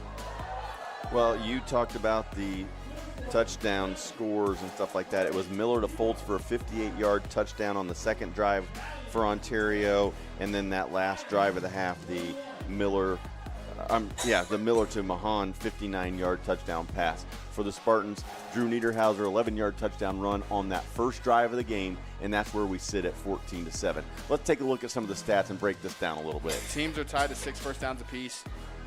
It's interesting. You've got 23 rush yards for Ontario. They've struggled to run the ball because they had 27 yards on one run by Bogdan Miller. The defensive pressure that Pleasant has caused has really helped prevent that. But he's got 160 yards through the air, 3 penalties for 15 yards, and then the pick. On the flip side, you've got 110 yards on the ground for Pleasant. Again, most of those coming on that first series. 36 yards through the air, 5 penalties for 30 yards, and no turnovers. Pretty clean game by both teams, and it's going to be a fun second half. Pretty clean game, as you said. Very competitive here as we get ready to start the second half. As we get ready to get the second half underway here, just a couple quick scores for everybody out there, especially fans of the MOAC who are tuning in for this one. At halftime, Shelby rolling past River Valley 42-14 at the half. And how about I just got a score update text. Highland up 21-7 against Gallion. Highland, 3 touchdowns, gets that lead against Gallion. And then the other MOAC matchup of the night, Clear Fork leading Marion Harding 7-0 at the half. So Ontario trying to take care of business here. Shelby definitely taking care of business at home against River Valley. Those are the two unbeatens. River Valley and Pleasant here are the two teams that came into week 7 with just one loss in MOAC play. We are 24 minutes of action away from seeing if Ontario can run their record to a perfect 7-0 on the season and 4-0 in MOAC action. And seeing, we've got 2 more weeks left. We just looked at our schedules. We've got 2 more weeks left until that Warrior Whippet battle going to be over in Whippet country this year. That game really depends on this week for both teams. Yep, scheduled for week 9. It could be a clash of unbeatens. We shall see, but Ontario has to take care of business here. A pesky Pleasant squad sticking around, playing well here tonight, trailing just 14-7 as we get underway here. Owen Lowry hands it off first play. Niederhauser up the middle and kind of resembling that first drive of the game. First play right up the middle. Nice gain for the Pleasant rushing attack. And they really went away from that after the first drive. I was really surprised. Niederhauser had a great first drive. He had a big run, and then he had an 11-yard touchdown run, and then they kind of went away from him for the rest of the first half. We'll see if they get back to their roots here in the third quarter. Spartans going with tempo. Quick throw out to the flat. Nice little move, and gets up to about the 29-yard line. Alec Columber on the reception. So great throw, great catch, but again, I was speaking with some people up in the booth up top for Pleasant. The one thing you don't want to do against the Warriors is try to beat them on the edges. Beat them in the middle, make the big guys move the big guys, but I did find out this is the first week in the first 7 weeks that Pleasant's had their entire offensive line healthy. Yeah, they had some injuries in the preseason, and the first couple weeks been banged up, and the offensive line is, for the most part, has played really well tonight. That throw to Columber was good enough for a Spartan first down. Handoff, Niederhauser, left side, has a little bit of room. Nice run by Niederhauser. Another solid gain on first down. And that's a great run by Niederhauser. And again, you see what it's like. We were here 2 weeks ago when they played River Valley, and Owen Lowry was very uncomfortable in the pocket. He's got all his big boys up front, all healthy right now. He's a lot more comfortable. Their offense is flowing a lot better tonight. Well, and I'm sure the Spartans are also dealing with a little bit of a situation that we've seen some college teams, some pro teams. If you're, unfortunately, like myself, a fan of the Cleveland Browns, what happens sometimes is you get one guy out, but it forces you to move other guys out of position, and it just has a negative effect on your entire offensive line. You get guys into a position that, yeah, you can put them there, they can play it, but they're not going to perform up to the expectations of that position. Again, I feel your pain because I'm right there with you as a Browns fan. We see it every week on that offensive line, and we seen it 2 weeks ago. Now we're seeing a healthy, Pleasant line, and it's protecting Lowry. Lowry fakes the handoff, met right away. He's going to end up short of the first down. So he faked it to Niederhauser and kept it. He's going to be hit behind the line, lose a yard. That's that read option that we've been talking about, and watching the replay, you almost wish he would have handed that off to Niederhauser, as that's probably a first down. Well, they're calling it 4th and 1. Ball on the 39-yard line. Must be a long one. Spartans are going to line up. Look like they're going for it. Ontario crowd in the middle, and he's not going to get it. They stuffed him. Lowry tried to get up through the middle on the quarterback sneak, and the Warriors were ready for it, and they got a pretty decent mark, but that mark's going to be inside the 40, and that's going to be short. Yeah, they plugged the middle. It's a great job by the Warrior defensive line on our Koorsen fire and security replay. It's a great job by that Ontario D-line. I thought for sure it was going to be line up, get under center, and hand it off to Niederhauser. So the Spartans turn it over on downs. Ontario will take over on the just inside the Pleasant 40-yard line, their best starting field position of the evening. So the Spartans take a little bit of a gamble here, only trailing by 7, and they go for it on 4th down in their own territory. First drive of the second half, and come up short. The last thing you want to do is give this Warrior offense more momentum than what they need, and that's exactly what you just did. I expect a heavy dose of Mason Van Tilburg in this drive, and then a heavy dose of Bogdan Miller's legs as well. Miller fakes, throws, caught. Gain of about 9. Ball goes out to Sowards.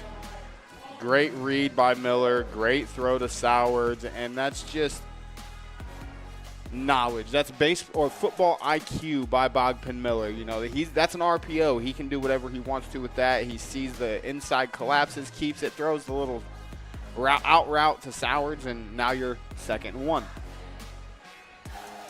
Van Tilburg beside Miller. Miller, quick throw behind his receiver. Receiver had a step. Intended for Spearman. Might have thrown it just a tad bit too early.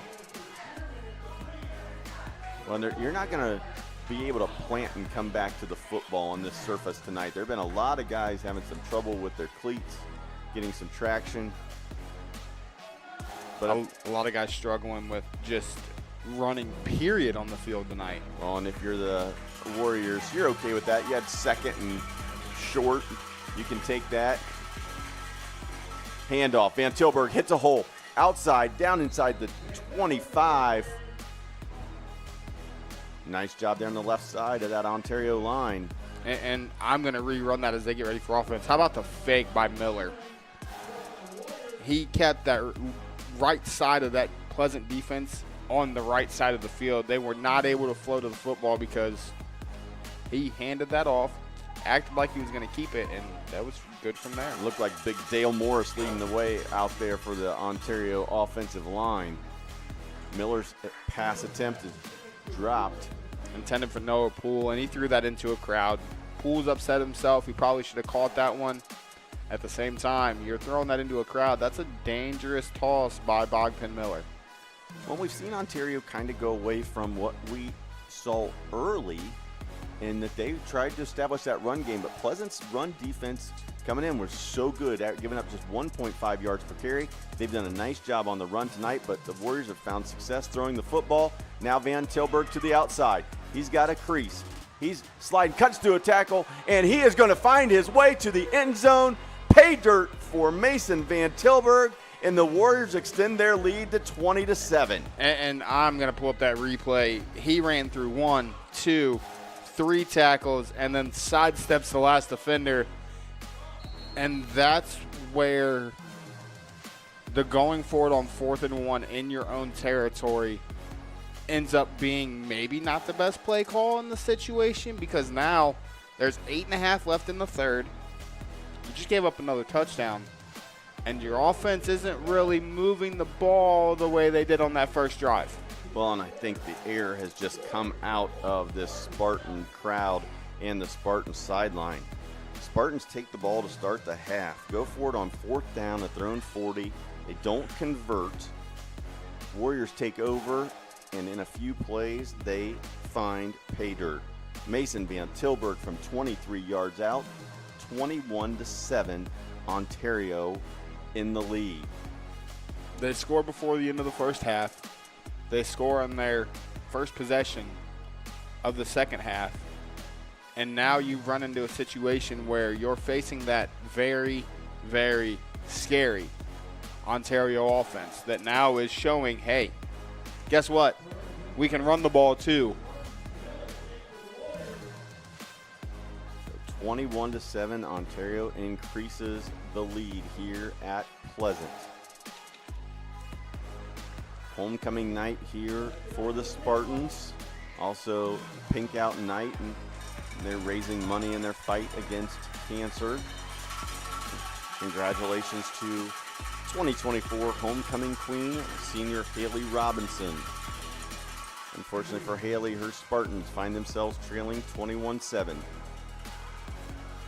And there's a hole, and just as we thought Pleasant might be able to get good field position with Burns on the return, a flag comes flying in. Probably a hold or an illegal block in the back. Yep, block in the back. You can see it on the replay. I'll replay it again. We'll actually slow it down a little bit too for you. So it looked like Burns had a crease. Thought We'll he see may have it a right chance. there. Yep. 2 hands in the middle of the back. It's going to get called every time. So the Spartans are going to find themselves backed up again. Tough starting field position. You look at where the Spartans have started their drives tonight. They started on their own 16, their own 35, their own 5, their own 39, their own 27, their own 7, their own 20, and now this drive is again going to start deep in their own territory on the 13-yard line. Pleasant needs to answer. Niederhauser takes it out to about the 15-yard line. Nothing doing there for Niederhauser. Looked like Ryder Hensley there on the tackle. It's really interesting to see the difference between the first drive and the rest of the game for this Warriors defense. Well, you look at it. First play, or first drive of the game, Pleasant touchdown. Then a 3 and out, a punt, into the half. Turnover on downs. Ontario defense has just stepped up to the challenge after that first drive. Handoff, Niederhauser, tough sledding out there. The ball comes out, but they'll call him down. Down by contact. But you're 3rd and 7, 3rd and 8, so now you're in another situation where you have to throw the ball. We're going to give him a little bit more credit than we thought. They're going to give him a spot of 3rd and 4. The ball's just at the 13 or 14-yard line. Spartans need a first down in the worst of ways here. Yeah, you don't want to give the ball back to this Ontario Warrior offense with the way they are rolling right now. Lowry needs a first down. Illegal procedure. We're going to have another false start. Like the wide receiver got a little excited, moved early. Yep, false start. Spartans starting to shoot themselves in the foot here a little bit, reminiscent of that River Valley game. The inside guy, you can see it on the replay. He kind of a little flinch. And now you go from 3rd and 4 to 3rd and 9, and from your own 19 to your own 14. Changes the entire play call. .705 left here in the 3rd, and it's going to be interesting to see if Pleasant can continue to battle. They've battled all night long. They're going to have single coverage down here on the near side. I would expect that that's where they're going to look to go. Maybe see a keeper here. Lowry dances, throws it over the top. Man is beat. McCants, and he dropped it. They went exactly where I thought they would. They went to that one-on-one. Lowry threw a great ball. McCants just couldn't haul it in. The Ontario defender misjudged it. McCants had a chance to walk almost into the end zone. The ball goes through his hands. We do have a flag, though. Holding on the Spartans. You decline. If you're Ontario, Absolutely. You decline this. Decline it, 4th down, make them punt from their own territory. Look who's back there to return the punt for the first time tonight. Big play, Bogman. The Spartans are going to punt it away on their second drive of the second half. Chase Van Oosten back to kick it away. From his end zone. It's going to be a short kick. It's going to hit at the And 31, bounce. and Ontario in business. The first drive of the second half, they started on Pleasant's 40. This drive is going to start on the Spartan 29-yard line. That's the second time tonight, and there was no pressure that time. That we've seen a punt that went probably higher than he wanted it to, really short, and it took that reverse bounce. Now, you talked in the pregame, given some of the stats, that the Ontario offense came into this game averaging almost 35 points a game, 430 yards per game. You cannot give an offense of that caliber, that high-powered offense, short fields. No, you cannot, because this is what they live for. 1-2 play touchdowns is Miller's going to look to give it to Van Tilburg. Nothing's going to be open. He's going to spin out of pressure, and he's going to throw it away. the elusiveness, he was down in the backfield. I mean, you'll see it here. He keeps it from Van Tilburg. He's dead to rights. He's got a jersey on him. It's just that athleticism, that difference maker that we've talked about with him. We say he makes a play. People be like, it's 2nd and 10. Did he really make a play? But he did. Yeah, that could have been. Instead of a 10, 15-yard loss, yeah, you live to play another down. So 2nd 15, Miller, quick throw in the flats. Van Tilburg. Caught by Van Tilburg. And he's going to fight his way for almost a first down. It's going to be close. Mason Van Tilburg with some tough running out there again. He loves the physical pounding of this game. He loves to put his head down and run the football over people. We're going to have 3rd and, what, a length of the football maybe? Not even. It looks like they got to get to the 20 and they're on the 20. Mason Van Tilburg, one of those backs that likes to create the contact instead of taking it. Miller's going to keep it. And they're going to blow this one dead. False start prior to the snap. So Ontario's going to back themselves up, make it about 3rd and 5. 3rd and 5, but with the way their offense is rolling tonight, that's nothing. Definitely 4-down territory, I'm guessing here.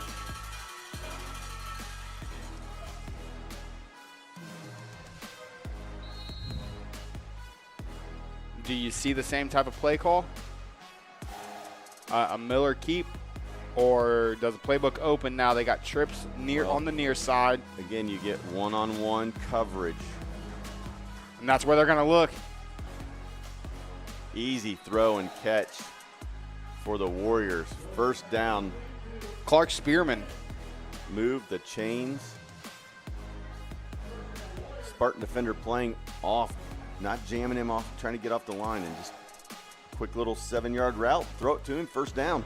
Great read there by Bogpan Miller, and that's almost one of those wide receiver choice routes. Hey, if he presses you, beat him deep. If he plays off of you, run the little hitch. There's the same play we were going to see on 3rd and short. Miller, see ya. He's going to take it all the way to pay dirt. Touchdown. Big play, Bogpan Miller. He takes it in from 16 yards out. And Ontario stretches the lead to 27-7. And again, it's the acceleration. And he slips on his way into the end zone. Ran the same play they were showing on that 3rd and short before the penalty.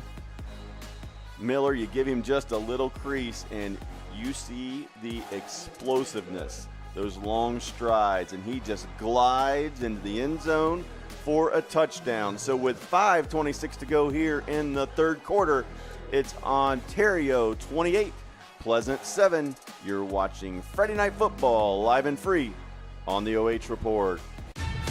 Who's got your case? Be smart. Get Rinehardt. If you get hurt, we get you back in the game. We know that getting the job done is what matters. Be smart. Get Rinehardt.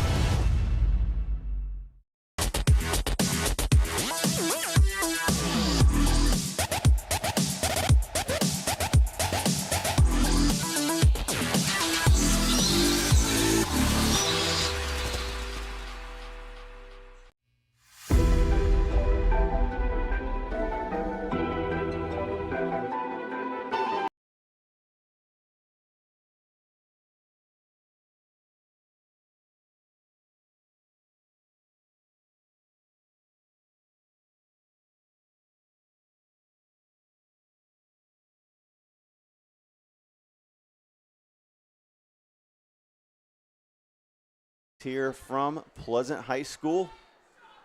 Ontario looking to keep their unbeaten streak alive. They have exploded for 28 straight points after trailing early to lead Pleasant 28-7. Kickoff taken just inside the 5. There's a crease. There's room. Cuts it back. It's Burns. He's out to almost the 40 and brought down. By guess who? I'm sorry, it wasn't Byrne. My fault. It was Columber. He had one man to beat, and it was the kicker, and that's probably the most athletic kid on the field. You're not going to beat him. If you're Alec Combo, you're looking up like, why can't I just have a regular kicker? Yeah. Why does it have to be that guy? Yep. But great return there by Columber. He brings the ball out to about the 40-yard line, so a 35-yard return for Alec. Spartans take over. 1st and 10. They need to put together a drive that ends in 6. Trackenberg again goes in motion. Lowry rolling, looking, throwing, a little high, incomplete. And now if you're Pleasant, you're in a situation where you've got to be uncomfortable with yourself. You've successfully run the ball all night long, but you've got 17 minutes left in this game, and you're down 3 scores. You've got to open up the playbook and start throwing the football. Well, and I think your run game may also come from Lowry on scrambles. Or at this point, too, maybe, you use Niederhauser, get him some short throws out in the flat and let him basically pass plays that are, in essence, run plays out in space. Fake the handoff, RPO, read, and dropped. Warrior defense was there and ready. Looked like Trendon Flannery. Oh, I was wrong. I think it was Blevins. Clarence Blevins on the tackle. 6'1", 220-pound defensive lineman. With Clarence Blevins in there, junior, blow that one up. Brings up 3rd and 14 for Pleasant. And now what do you have to do? You have to throw the football. As now they're going to send out their best coverage, which Bogdan Miller's out there playing corner right now. They're going to throw a quick screen, and it's going to go off the fingertips of McCants. And just can't get anything going here in a nightmarish second half for Pleasant. Sorry, that pass was intended for Menser, not McCants. But now you're punting, and you're giving the ball back to a team that scored 28 unanswered points.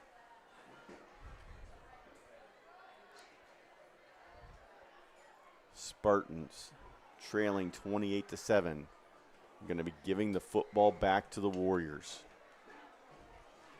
Ontario's had it twice here in the second half, scored on both possessions. Folks. Beautiful punt by Van Oosten. Great roll. And that's going to stop at about the 10-yard line where it's downed. So after starting their first 2 drives at the Pleasant 40 and the Pleasant 29, this time Ontario will have 90 yards to go if they're going to hit pay dirt. And it'll be interesting to see what Coach Eckert does here. You have successfully thrown the ball in the first half. You've come out in the second half, and you've balanced out your offense with the run game with Van Tilburg running one in and then Miller running one in from about 16 yards out last time. What do you do here? Well, they jumped out to an early lead against River Valley, and they went away from the spread. They went into more conservative of a power offense with multiple tight ends, and it looks like they're going with the same kind of look here, and they don't get a lot on first down. That was James Mahan. Mahan was on the carry there. Not a whole lot doing. Mahan will stay in the backfield with Miller. And now they go back to more of a spread. 4 wide receiver set. Trips on the far. Miller rolls, looking, tucks it, steps out of bounds after a gain of a few.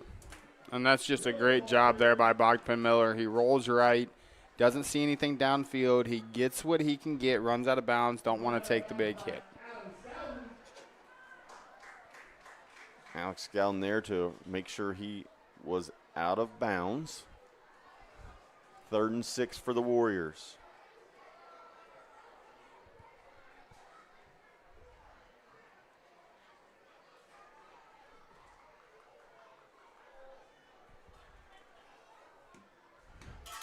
Ontario trips to the left. Quick throw, and going to be caught, and he's fighting for a first down, but it looks like it's going to be short. He's going to be a couple yards short.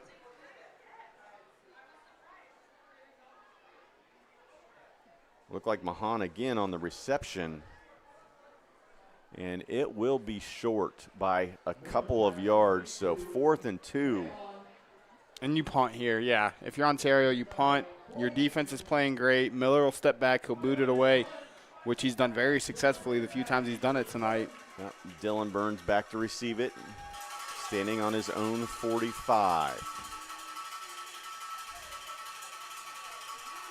High snap. Miller brings it down. Now he fakes it. Everybody turns their back. He's running.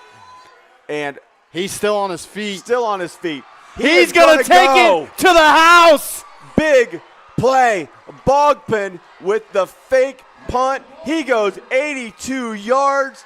Touchdown, Ontario. And I don't even think that was called. I think the bad snap caused him to keep it.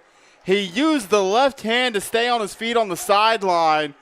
And listen, there's a reason the young man is the 20th ranked player in the state of Ohio and a 3-star athlete going to play at The Ohio State University. But that was just different. The high snap, Miller goes up and gets it, brings it down. He sees everybody turning their back, and he just keeps it. 82 yards later, Ontario goes up 35-7. And that is why he averages 10.1 yards per carry. That's just I don't even know how to describe that play, Mark. I mean, a high snap. I would almost say, I know that we don't think that was called, but he had no pressure. And I wonder if he didn't see that himself. He caught that high snap, seen no pressure anywhere. Hey, I know I can get the first down. Let's just go. Let's just go, and he went. 88 yards to the house is where he went. So we were tied up 7-7. Ontario has rolled off 28 straight points. And if you want to go back even further, Pleasant scored first, so 35 consecutive points for Ontario, but their last 4 possessions have ended in touchdowns. Miller over on the sidelines getting a breather, new kicker out there to boot it away.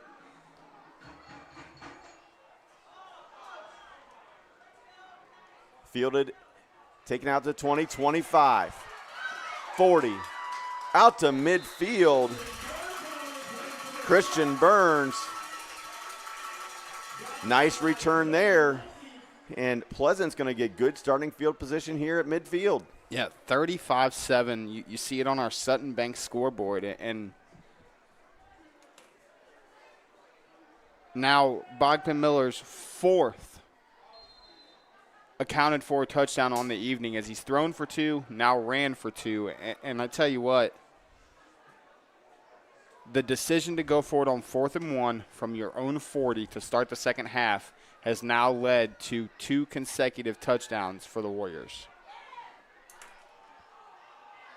And that's going to be intercepted. It'll go right back to Ontario. Lowry looking downfield, looking to hit a big, deep shot. It's going to be picked off by number 18. That's Brady Rowe, the junior. And that's the difference when you're playing from behind. You have to change your game plan, change the way you like to do things. Pleasant tries to go over the top for the home run. Intercepted. And just like that, Ontario Miller's has back on the field. The football again. Ball on the Ontario 24-yard line. So let's just recap this quick. Last 4 possessions, 59-yard touchdown pass, 23-yard touchdown run, 16-yard touchdown run, 82-yard touchdown run. And he's taken off again. And Bogpin Miller dances his way out to about the 43-yard line. I want to look at the replay of that one, too, on our Koorsen Fire and Security replay. I mean, he sidestep, and then just – we talked about it when we seen him play at River Valley. His 0 to top speed is like none other. It's a burst. It is a burst. Power set. Miller keeps it. Hand on his blocker, and he's going to be brought down. Nice job by the Pleasant defenders. Looked like Ringer in there on the tackle. Loss of about 2 on the play. Mentzer also there on the tackle. And now you're kind of seeing that Warrior offense where we've seen at River Valley, you're up 35-7. It's just decent clock, but they're going to make me eat my own words. They're going to go 5 wide. Yeah, now they're going to go right back to that spread. 5 wide receivers. Quick throw. Caught. Back to the line of scrimmage and about 3 more. Gavin Miller with the catch. Made a couple guys miss. Got back to the line of scrimmage, so it'll make it a 3rd and 10.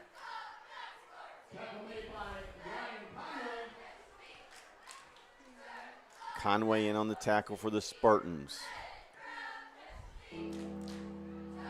Big 3rd down here for the Spartans. Just from a confidence standpoint, Yes. just get back off the field. Try to stop the onslaught. Miller rolls, looks, throws. Caught. 1st down. Landon Foltz. Foltz with a nice route, comes back to the ball into the sideline. Miller delivered it. Foltz goes down and gets it. Miller does a great job. Honestly, he throws it off his back foot, and he doesn't even get his hips to the ball. It's just pure arm talent. Little sidearm, yep, exactly. Arm strength, athleticism. In case you're just tuning in, haven't seen him much, or this is your first time. Playing quarterback, but going to Ohio State to be a wide receiver. Van Tilburg off right tackle. Gets about 3.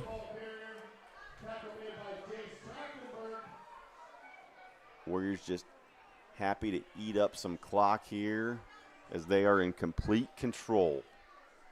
1 more score puts us into a running clock.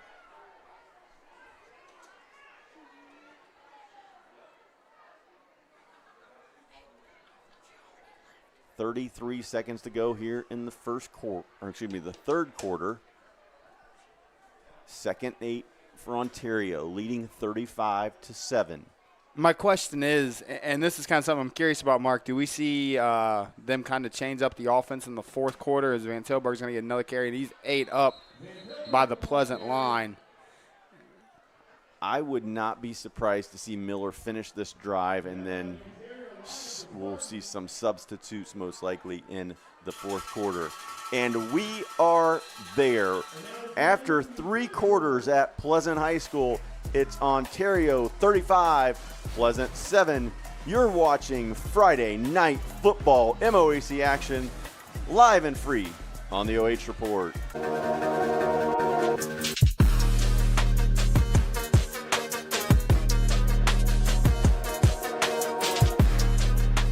Avita Home Health and Hospice is locally owned, locally managed. All of our staff, our board, everybody are members of the local community. Our medical director is a member of our local community and has practiced in Bucyrus for over the last 10 years. When you call in, you're getting a local person. The nurses that you talk to all live, work, and recreate in your community. I mean, I've been doing this for 16 years and I've taken care of 3 generations of some families. We're the hometown people.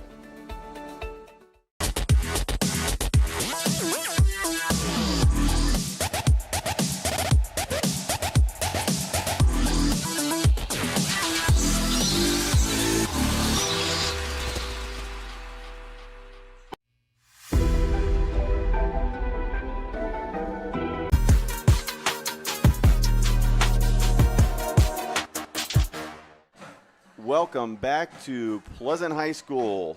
Mark Bollinger along with Josh Banks. We see Ontario explode for 21 points in the 3rd quarter to take control of this game, and they are looking for more. If you're just joining us, Pleasant opened the scoring tonight with an 11-yard run by Drew Niederhauser to take a 7-0 lead. Since then, it has been all Ontario. 35 straight points, including 21 there in the 3rd quarter. Warriors have scored on their last 4 drives, and they're looking to make it 5. And that was a completion from Bogdan Miller to Landon Schultz to get the first down. As we're going to have, it's like movement. Yep, we're going to have movement. False start on Ontario.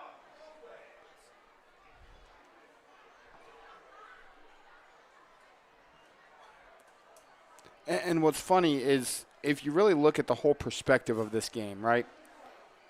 The one thing, and it's the same thing we've seen Pleasant struggle with against River Valley. Yeah, their defense will do a great job, but they're prone to giving up the big play. It's what's beat them all night tonight. Big plays have, in fact, been a thorn in the side of the Spartans. You look back, 59-yard touchdown pass in the second quarter, 58-yarder in the first quarter, 82-yard run in the third. 3 big plays of over 50 yards went for touchdowns. But other than that, I mean, the Spartans on those other drives, I mean, they played well during stretches, but just, again, just like we saw against River Valley, the big plays causing trouble. The big plays causing trouble, and their defense doing a great job, but now they're looking to get another stop. Bogdan Miller's got all day in the pocket, but he's going to go down. And there's the Pleasant defense that we kind of seen in the first quarter, getting pressure, but Bogdan Miller probably could have scrambled left and got some yards out of that. He wanted to sit in the pocket and throw the football. He was there. trying to throw it, yeah. There was definitely room to run, but good job there by the Pleasant defense. Sam Mentzer in on the sack. We've called Sam's name a lot tonight. We absolutely have. Played a whale of a ball game. 3rd and 15 for the Warriors. And I see them being content with, hey, every time we're going to run the play clock down to 5-10 seconds before we snap it. As you said, play clock down to 2. Miller rolls, looks, throws, caught. Wide open. And here comes a late flag, and it's going against Ontario. It came in from the near sideline, even though the play was on the far side, just as the tackle was made. I'm not sure if it was an illegal man downfield. Yeah, I'm not sure if it was an illegal man downfield, or I kind of seen the official going to his face mask. Was it an illegal hands to the face? I'm not exactly sure what the call is going to be here. It was really late flag, but it did fly. Extremely late. The play was already almost Officials, over. I mean, Ineligible man downfield. Yep, ineligible man downfield. And give credit to the Pleasant coaching staff, I think, on that one, because the official right in front of the Pleasant's coaches is the one that threw the flag, and as you said, it was right almost as the play had already ended. So we'll bring that back. So nice play there by the Warriors is going to be called back. And 3rd and 15 is now going to take them back a few more yards, and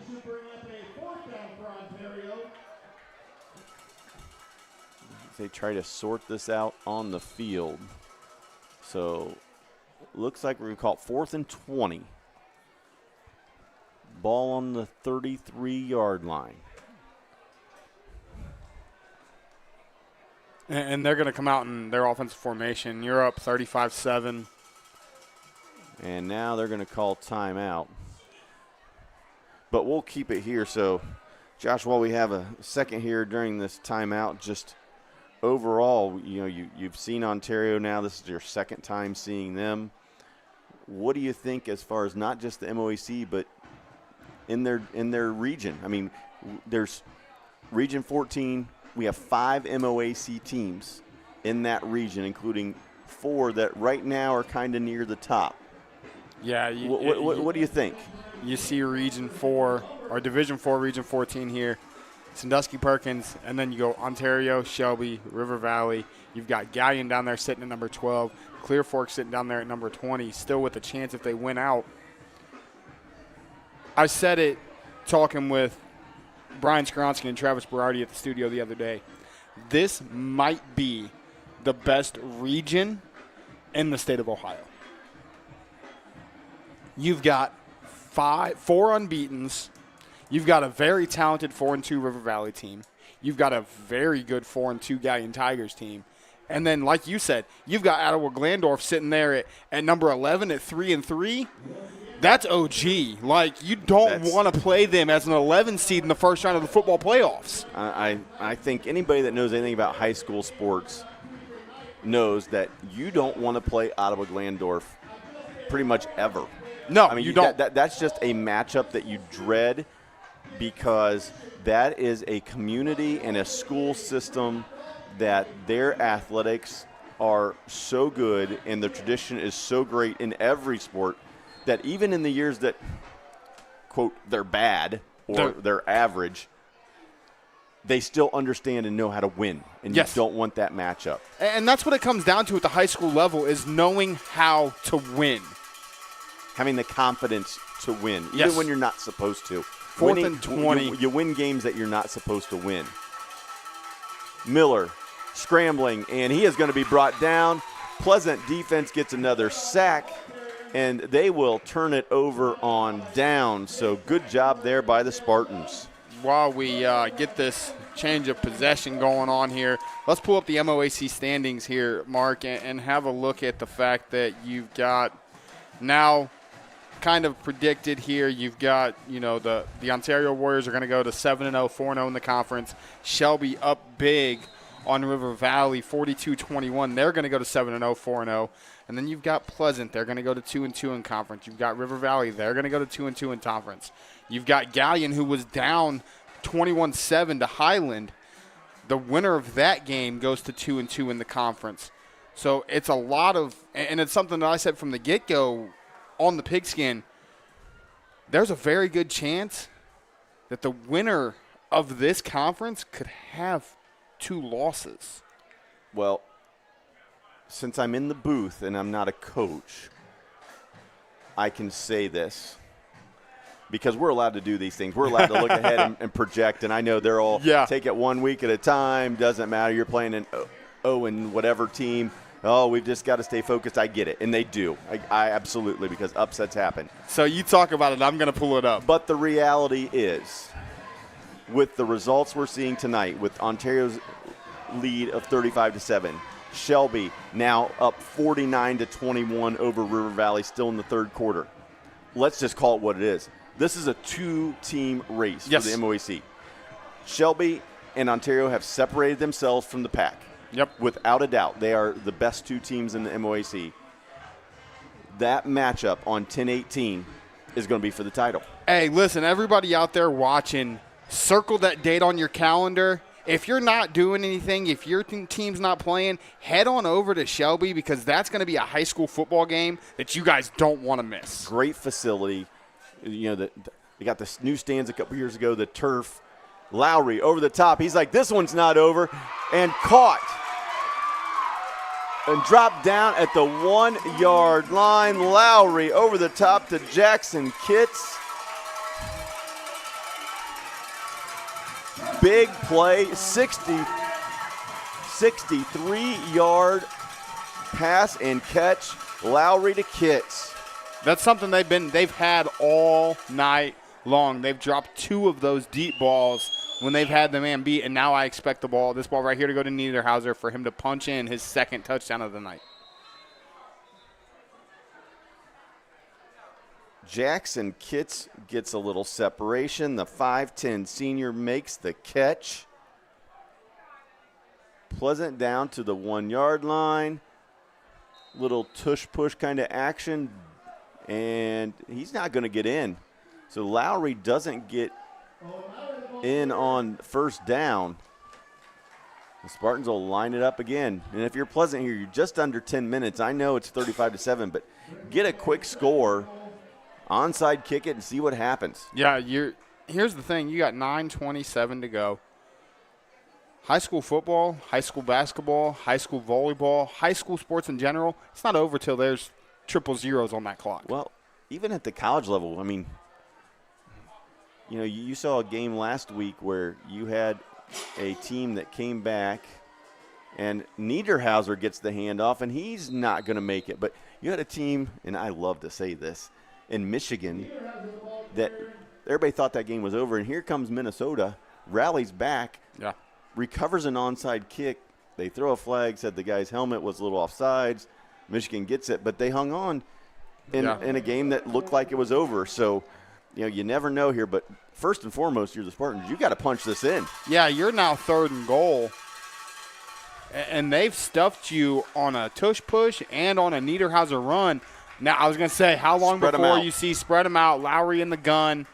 Now, the question is it a Niederhauser run or does he keep it? I'm saying it's going to Niederhauser. Instead, it's pass. a throw. Incomplete. That was, again, intended for Jackson Kitts. And now listen, you just had a 62-yard completion, and now you're 4th and goal from the 1. And while it may not have a huge impact on tonight's game, this is the kind of play that the Spartans need confidence-wise to finish off this drive as they go forward here for the last few weeks of the regular season and into the playoffs. It's a confidence builder. Niederhauser to the right of Lowry. Burns fakes the motion. Handoff, fumble. Ball's out, and Ontario will recover, and that is going to do it. 3rd time we've seen trouble with that handoff on the read option. Miscommunication. The ball comes out, and Ontario gets the stop. So Pleasant with the big play from Lowry to Kitts gets it down to the 1-yard line, and the Spartans cannot finish it off.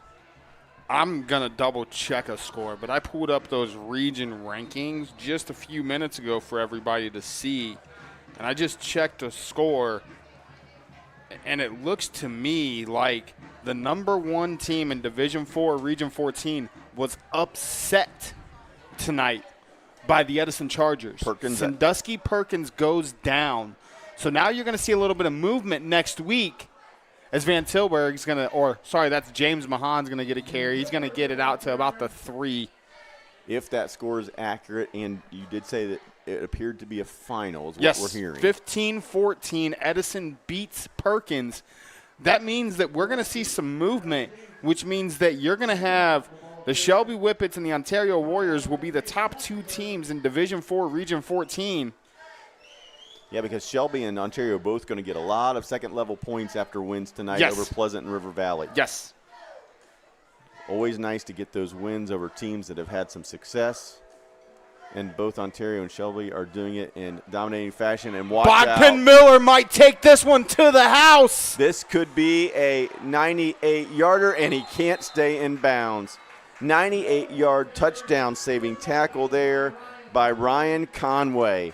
The sophomore kept Bogman Miller from taking it to the house from 98 yards. Yeah, he got a little push on him, and that was almost dangerous. But still, how about that? From the 2-yard line, a 43-yard scamper. Young man is a special talent, to say the least. Miller throws wide, caught, and dropped after a gain of about 4. That was Van Tilburg, it looks like. No, it was Noah Poole. Noah Poole on the catch. Ringer with the tackle for the Spartans. We roll under the 7-minute mark here in the 4th quarter. Ontario with a commanding 35-7 lead. Miller throws, caught. First down, Warriors. Foltz with another catch. He's been a key target for Bogman Miller tonight between him, Noah Poole, John Mahan. Those have been the 3 real main targets this evening. It's Foltz and Mahan with the 2 touchdown receptions on the night.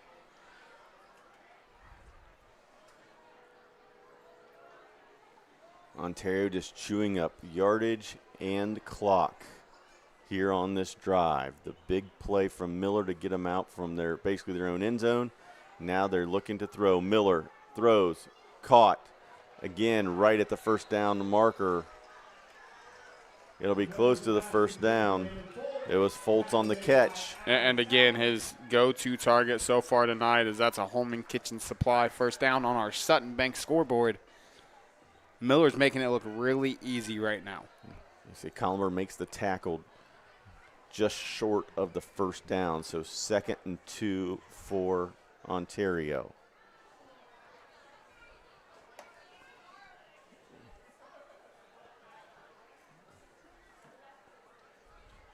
Warriors go to more of a power set. Run it to the field side, and that is James Mahan. Yep. Looks like he's going to be right at the first down marker. Looks like the official goes in there with his left foot. Is it enough for a first down? No. So 3rd and about half a yard.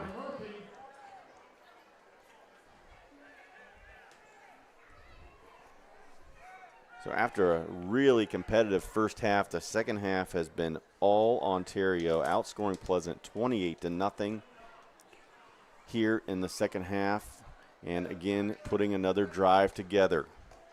And as it looks right now, Pleasant's going to be on a one-game MOAC losing streak going into the next week, and they're going to go into Galion, Ohio, and face the Tigers on homecoming night, a team that is on pace to lose their 3rd straight, because they currently trail Highland 24-14 in the 3rd quarter. One of those two teams has to come out on top, and they're going to see a Galion team that is a lot like this Ontario team, I would say offensively, very similar to a River Valley as well, with a quarterback that he'll scramble on you, but he can also sit in the pocket and sling it. So it's going to be really interesting to see how Pleasant's going to bounce back. You lose 2 weeks ago, 35-0 here to River Valley. You go on the road last week and beat the Colts in the Colt Corral in overtime. And now you come here tonight, you play a phenomenal first half against this Ontario Warriors team, and then you just kind of are defeated when you come out of the locker room after a 4th and 1 attempt. And for the Spartans, they will be taking on, as you said, a Galion team that's kind of reeling. Yeah. You know, last update we saw was 27-7 Highland.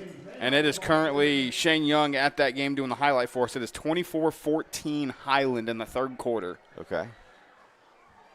So it's not over out there in Highland yet, but you're a team that's kind of going to be reeling. And if you're Ontario, you're going to face a Harding team that really kind of plays up to the competition that they play against.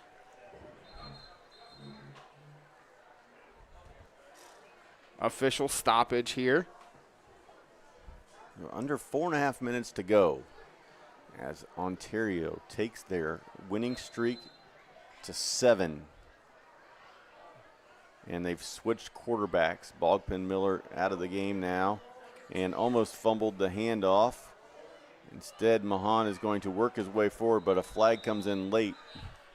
It looks like that's – hey, you remember we talked – the freshman. That's the freshman I've been talking so highly of.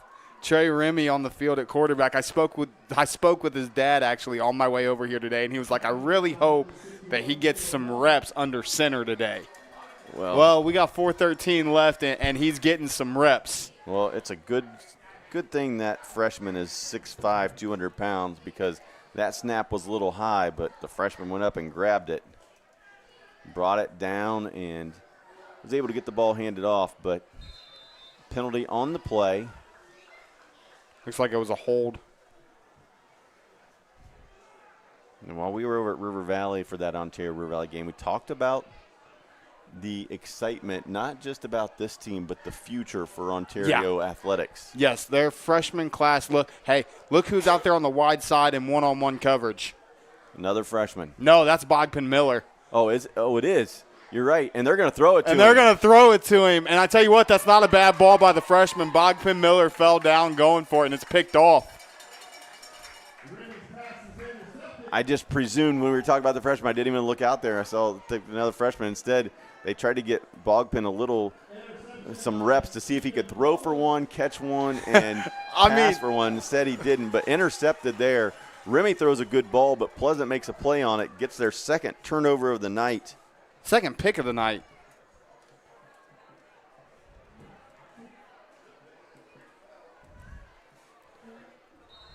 But I tell you what, I can honestly say if Bogdan Miller doesn't fall down, that's probably a Warrior touchdown. Probably a Warrior touchdown.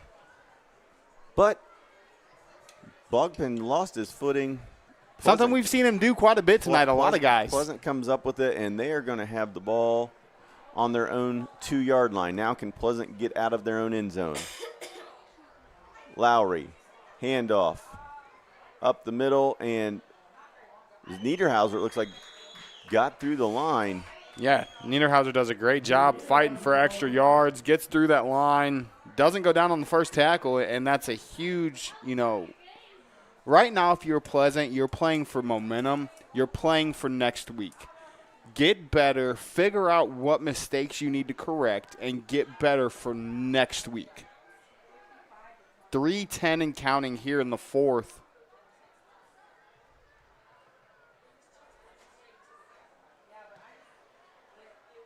Handoff again, Niederhauser looks like he's going to bully his way for a first down.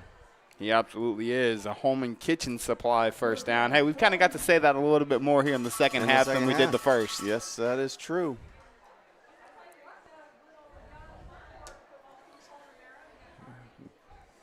Goodness gracious, we have a running clock in Shelby. Shelby 55, River Valley 21. The Whippets doing some work tonight. What an impressive win that is over a River Valley team that had been on an absolute tear. Spartans looking to air it out over the top. He's got him again. Beat again. Oh, deep. and he just stumbled and lost his feet. Kitts. Jackson Kitts had his guy beat again. Just lost his footing and wasn't able to track it down. But again, another nice route, another good throw. The Spartans almost come up with a big play again. So you have Colonel Crawford takes care of business tonight. 21-20 against Seneca East. I do have the correct. That was Edison 15, Perkins 14. So Edison does knock off a state-ranked Sandusky-Perkins team. Just told Harding leads Clear Fork now 13-7. Niederhauser with another carry here. It'll be third down.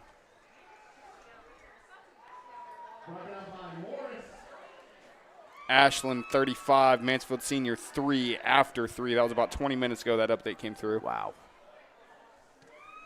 Wow, wow, wow. Ashland putting it together and Mansfield Senior just going the wrong direction. Upper Sandusky 56, Bucyrus 12. Final.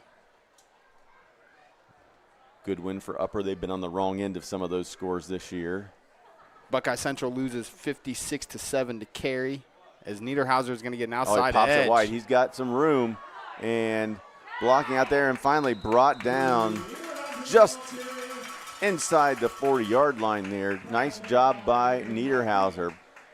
Bounced that one wide and brought it out to about the 36-yard line. So good run there for the Spartans. I'll tell you what, we're waiting on this play. I'm going to talk about another one of the teams that we cover weekly that's state-ranked. The Northmore Golden Knights are now 7-0. They routed Danville, I want to say 2 weeks ago. And they beat East Knox tonight 42-0. Kitts with the catch. Lowry to Kitts. So you're finding, if you're Pleasant, you're finding a nice little receiver out here. Jackson Kitts making some plays. Jackson Kitts had the long 62-yard reception. He almost had another one that probably would have been a touchdown. You found somebody that can beat his guy, but he's also proven so far that he can run pretty good routes too. Absolutely. But going back to that Northmore squad, yeah, that is a talented group over there for the Golden Knights. And with what they've done as they've just run rampant through the KMAC is they've also set themselves up and are going to set themselves up for a chance to do some damage in the playoffs. This is a team that there's a lot of teams that we're going to cover that we are covering that are going to have the potential to make a very, very deep playoff run. And not only that, so you look at, we just looked at Division 4, Region 14 as Lowry's going to keep this one. And you look at, we got 5 schools in the KMAC in Division 4, Region 14. You flip over, I want to say it's Division 6, Region 23. I will double-check that. But you've got the Northmore Golden Knights. You've got the Seneca East Tigers. You've got the Colonel Crawford Eagles. All of them guys are in the same region as well. So you could have a district championship of Northmore and Colonel Crawford played at the Castle in North Bloomfield Township. Could happen. Lowry looks over the top. He's got Burns. Caught. And down at the one. So 45 seconds to go. Pleasant continues to fight here. Nice deep ball there by Owen Lowry again. Burns couldn't keep his feet. Falls at the one. Can the Spartans convert this time and punch it in? Here's the question I have. Where's this been for the last 24 minutes? 36 minutes at that. I think, yeah. Being honest, you also have some backups in for the Warriors. And Niederhauser will punch it in. Niederhauser takes it in untouched. So nice drive there by the Spartans to put 6 on the board. Makes the deficit 35-13 here with 32 seconds to go, with Van Oosten coming in to try to add the extra point. And if you're Ontario, you're going to come out, run the clock out, probably hand the ball off a couple times. Take a knee, just end it. Absolutely. Van Oosten. It's like he handles all the kicking duties for the Spartans.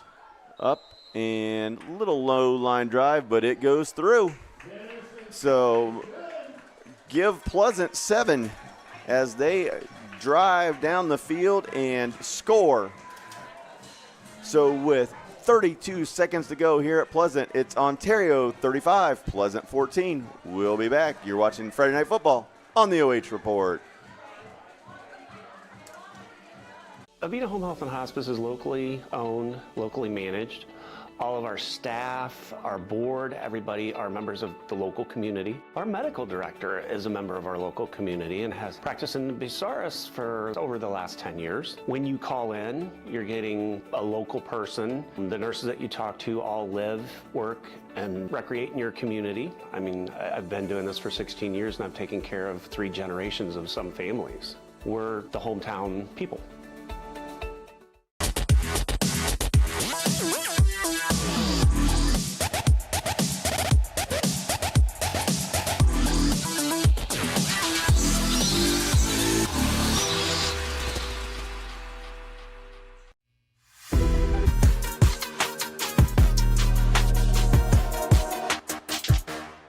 It is a 35-14 game here at Pleasant High School, as Ontario is just 32 seconds away from running their unbeaten streak to 7 games. I'm Mark Bullinger along with Josh Banks. We have had a show of shows tonight, especially in the second half here, by none other than Big Play, Bogpin Miller. 4 total touchdowns on the night, 2 rushing, 2 passing, 52 yards, 59 yards, 82 yards, and 16 yards. Big Play Bogpin is definitely a pretty good nickname for the young man. Thank you. Yeah, he's put on quite a show tonight, also handling the kicking duties and stuff like that. And they're going to take a knee. See Ontario come out and simply take a knee and let this one run down to 0 and end it. The clock will run out here as both teams go to their respective sidelines. Ontario will improve to 7-0 overall, 4-0 in Mid-Ohio Athletic Conference play, while the Pleasant Spartans fall to 4-3 overall and 2-2 in MOAC action. As the teams go through the line, we want to say a special thank you to all of our sponsors tonight for helping us bring this game to you. All of you out there watching, we appreciate your support of the OH Report and of high school sports. Yeah, I'll throw them out there for you guys. Sutton Bank, earn the cash rewards of your choice for doing simple activities with Casasa. Rinehardt Injury Attorneys, Arcelor Mittal, smarter steels for people and planet. Hiring now with competitive wages and benefits. Visit the Arcelor Mittal OH.REPORT.com and click careers for more details. Koorsen Fire and Security. Mention OH Report to receive 10% off your fire and security services. 10% off. Hey, 10% off. We always love to hear that. Home and Kitchen Supply, your one-stop shop for kitchens and doors, windows and baths. Since 1970, Avita Home Health and Hospice, providing high-quality community health care and improving the quality of health in families throughout their lifespan. And Charter Next Gen, hiring for high-paying jobs in a cutting-edge environment. Hey, thank you all so much for everything you do. Without these guys, we couldn't do what we do live and free. And as we said, we do appreciate our sponsors. There's so many family members throughout Ohio and the state of these young athletes and coaches that get to tune in and watch these games, or fans that just can't make it out to the game. So, again, thank you to our sponsor for giving us the support needed to bring these games to you live and free on the OH Report. We will be back to wrap it up and talk to our MVP tonight. But again, from Pleasant High School, the Ontario Warriors run their unbeaten streak to 7 as they take care of Pleasant 35-14. You have watching Friday Night Football live and free on the OH Report. We'll be back in just a few.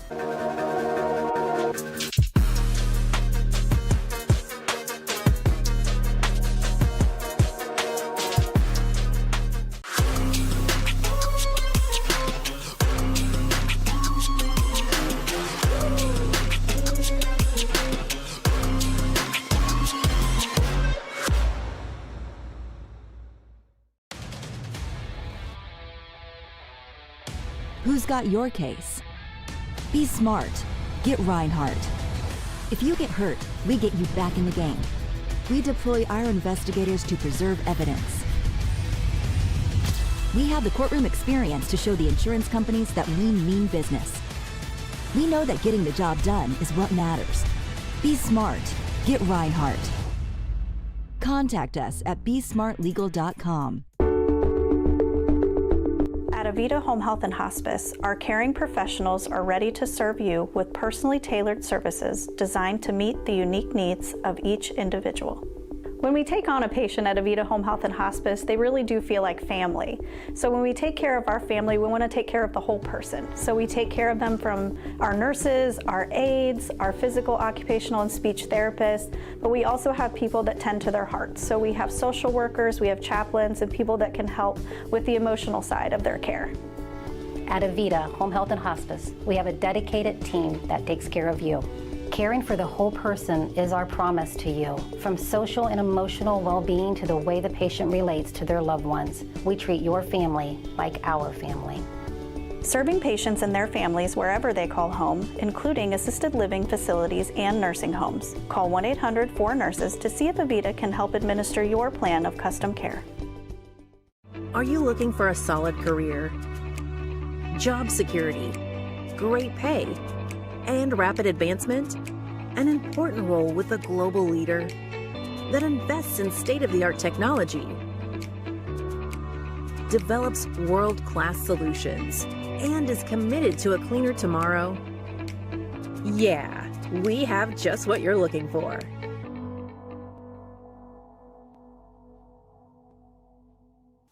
Take a look at all the action from Friday Night Football right here in North Central Ohio with great analysis, highlights, coach interviews, and so much more every single Friday night right here on the OH Report.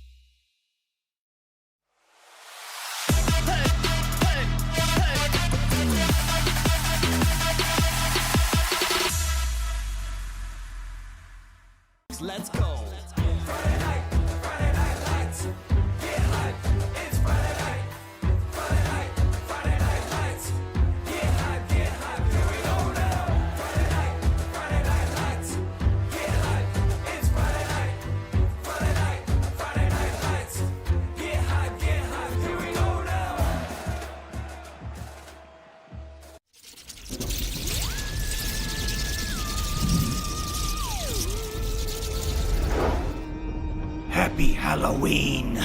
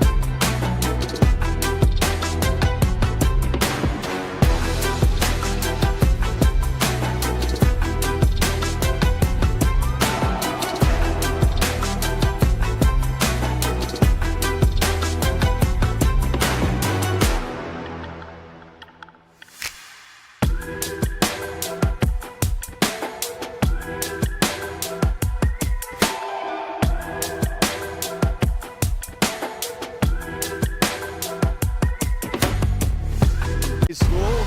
It's tonight's game between the Ontario Warriors and the Pleasant Spartans. I'm here with Bogdan Miller, tonight's MVP. Ontario puts up an impressive second half display and wins 35-14. And first of all, tough first half, but you guys really got it going in the second half. I just want to say, first of all, I want to give thanks to my Lord and Savior Jesus Christ for giving me the courage to be out here.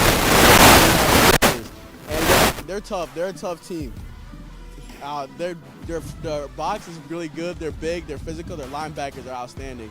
And so we just had to adjust first. They were beating us, and we had made some second half adjustments, and we were ready to put the pedal to the metal. And they did in that second half. You really took control of that game. You scored in a variety of ways tonight. You had a couple long passes. You also had a run on the punt. Was that called, or was that something else? No, it wasn't called.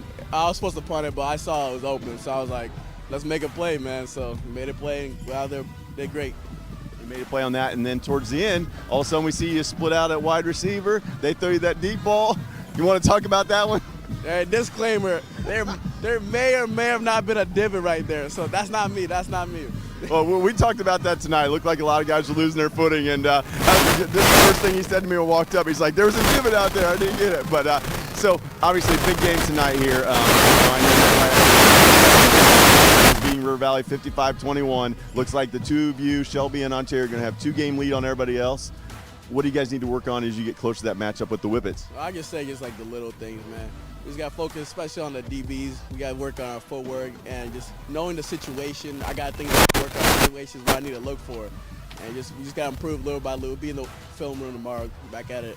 Well, hey, we want to just say again, congratulations. It's always a pleasure to cover this guy. Our ArcelorMittal MVP, Bogdan Miller. Ontario improves to 7-0. We'll throw it back up to you.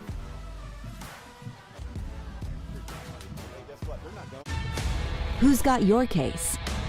Be smart. Get Rinehardt. If you get hurt, we get you back in the game. We know that getting the job done is what matters. Be smart. Get Rinehardt.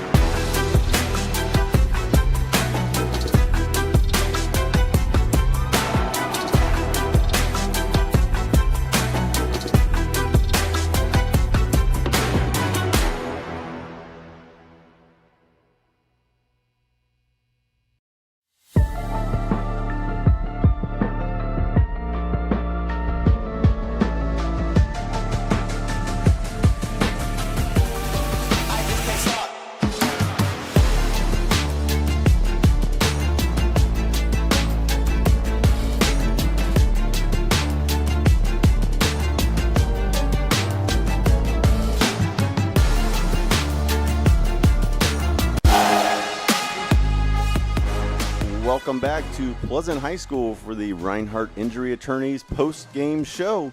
It was an impressive 35-14 victory tonight for the Ontario Warriors over the Pleasant Spartans.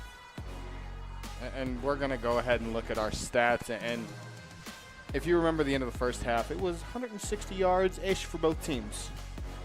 Ontario ends with 18 total first downs, 232 yards on the ground, 250 yards through the air for 482 yards of offense. They did commit 8 penalties for 55 yards and threw 2 picks.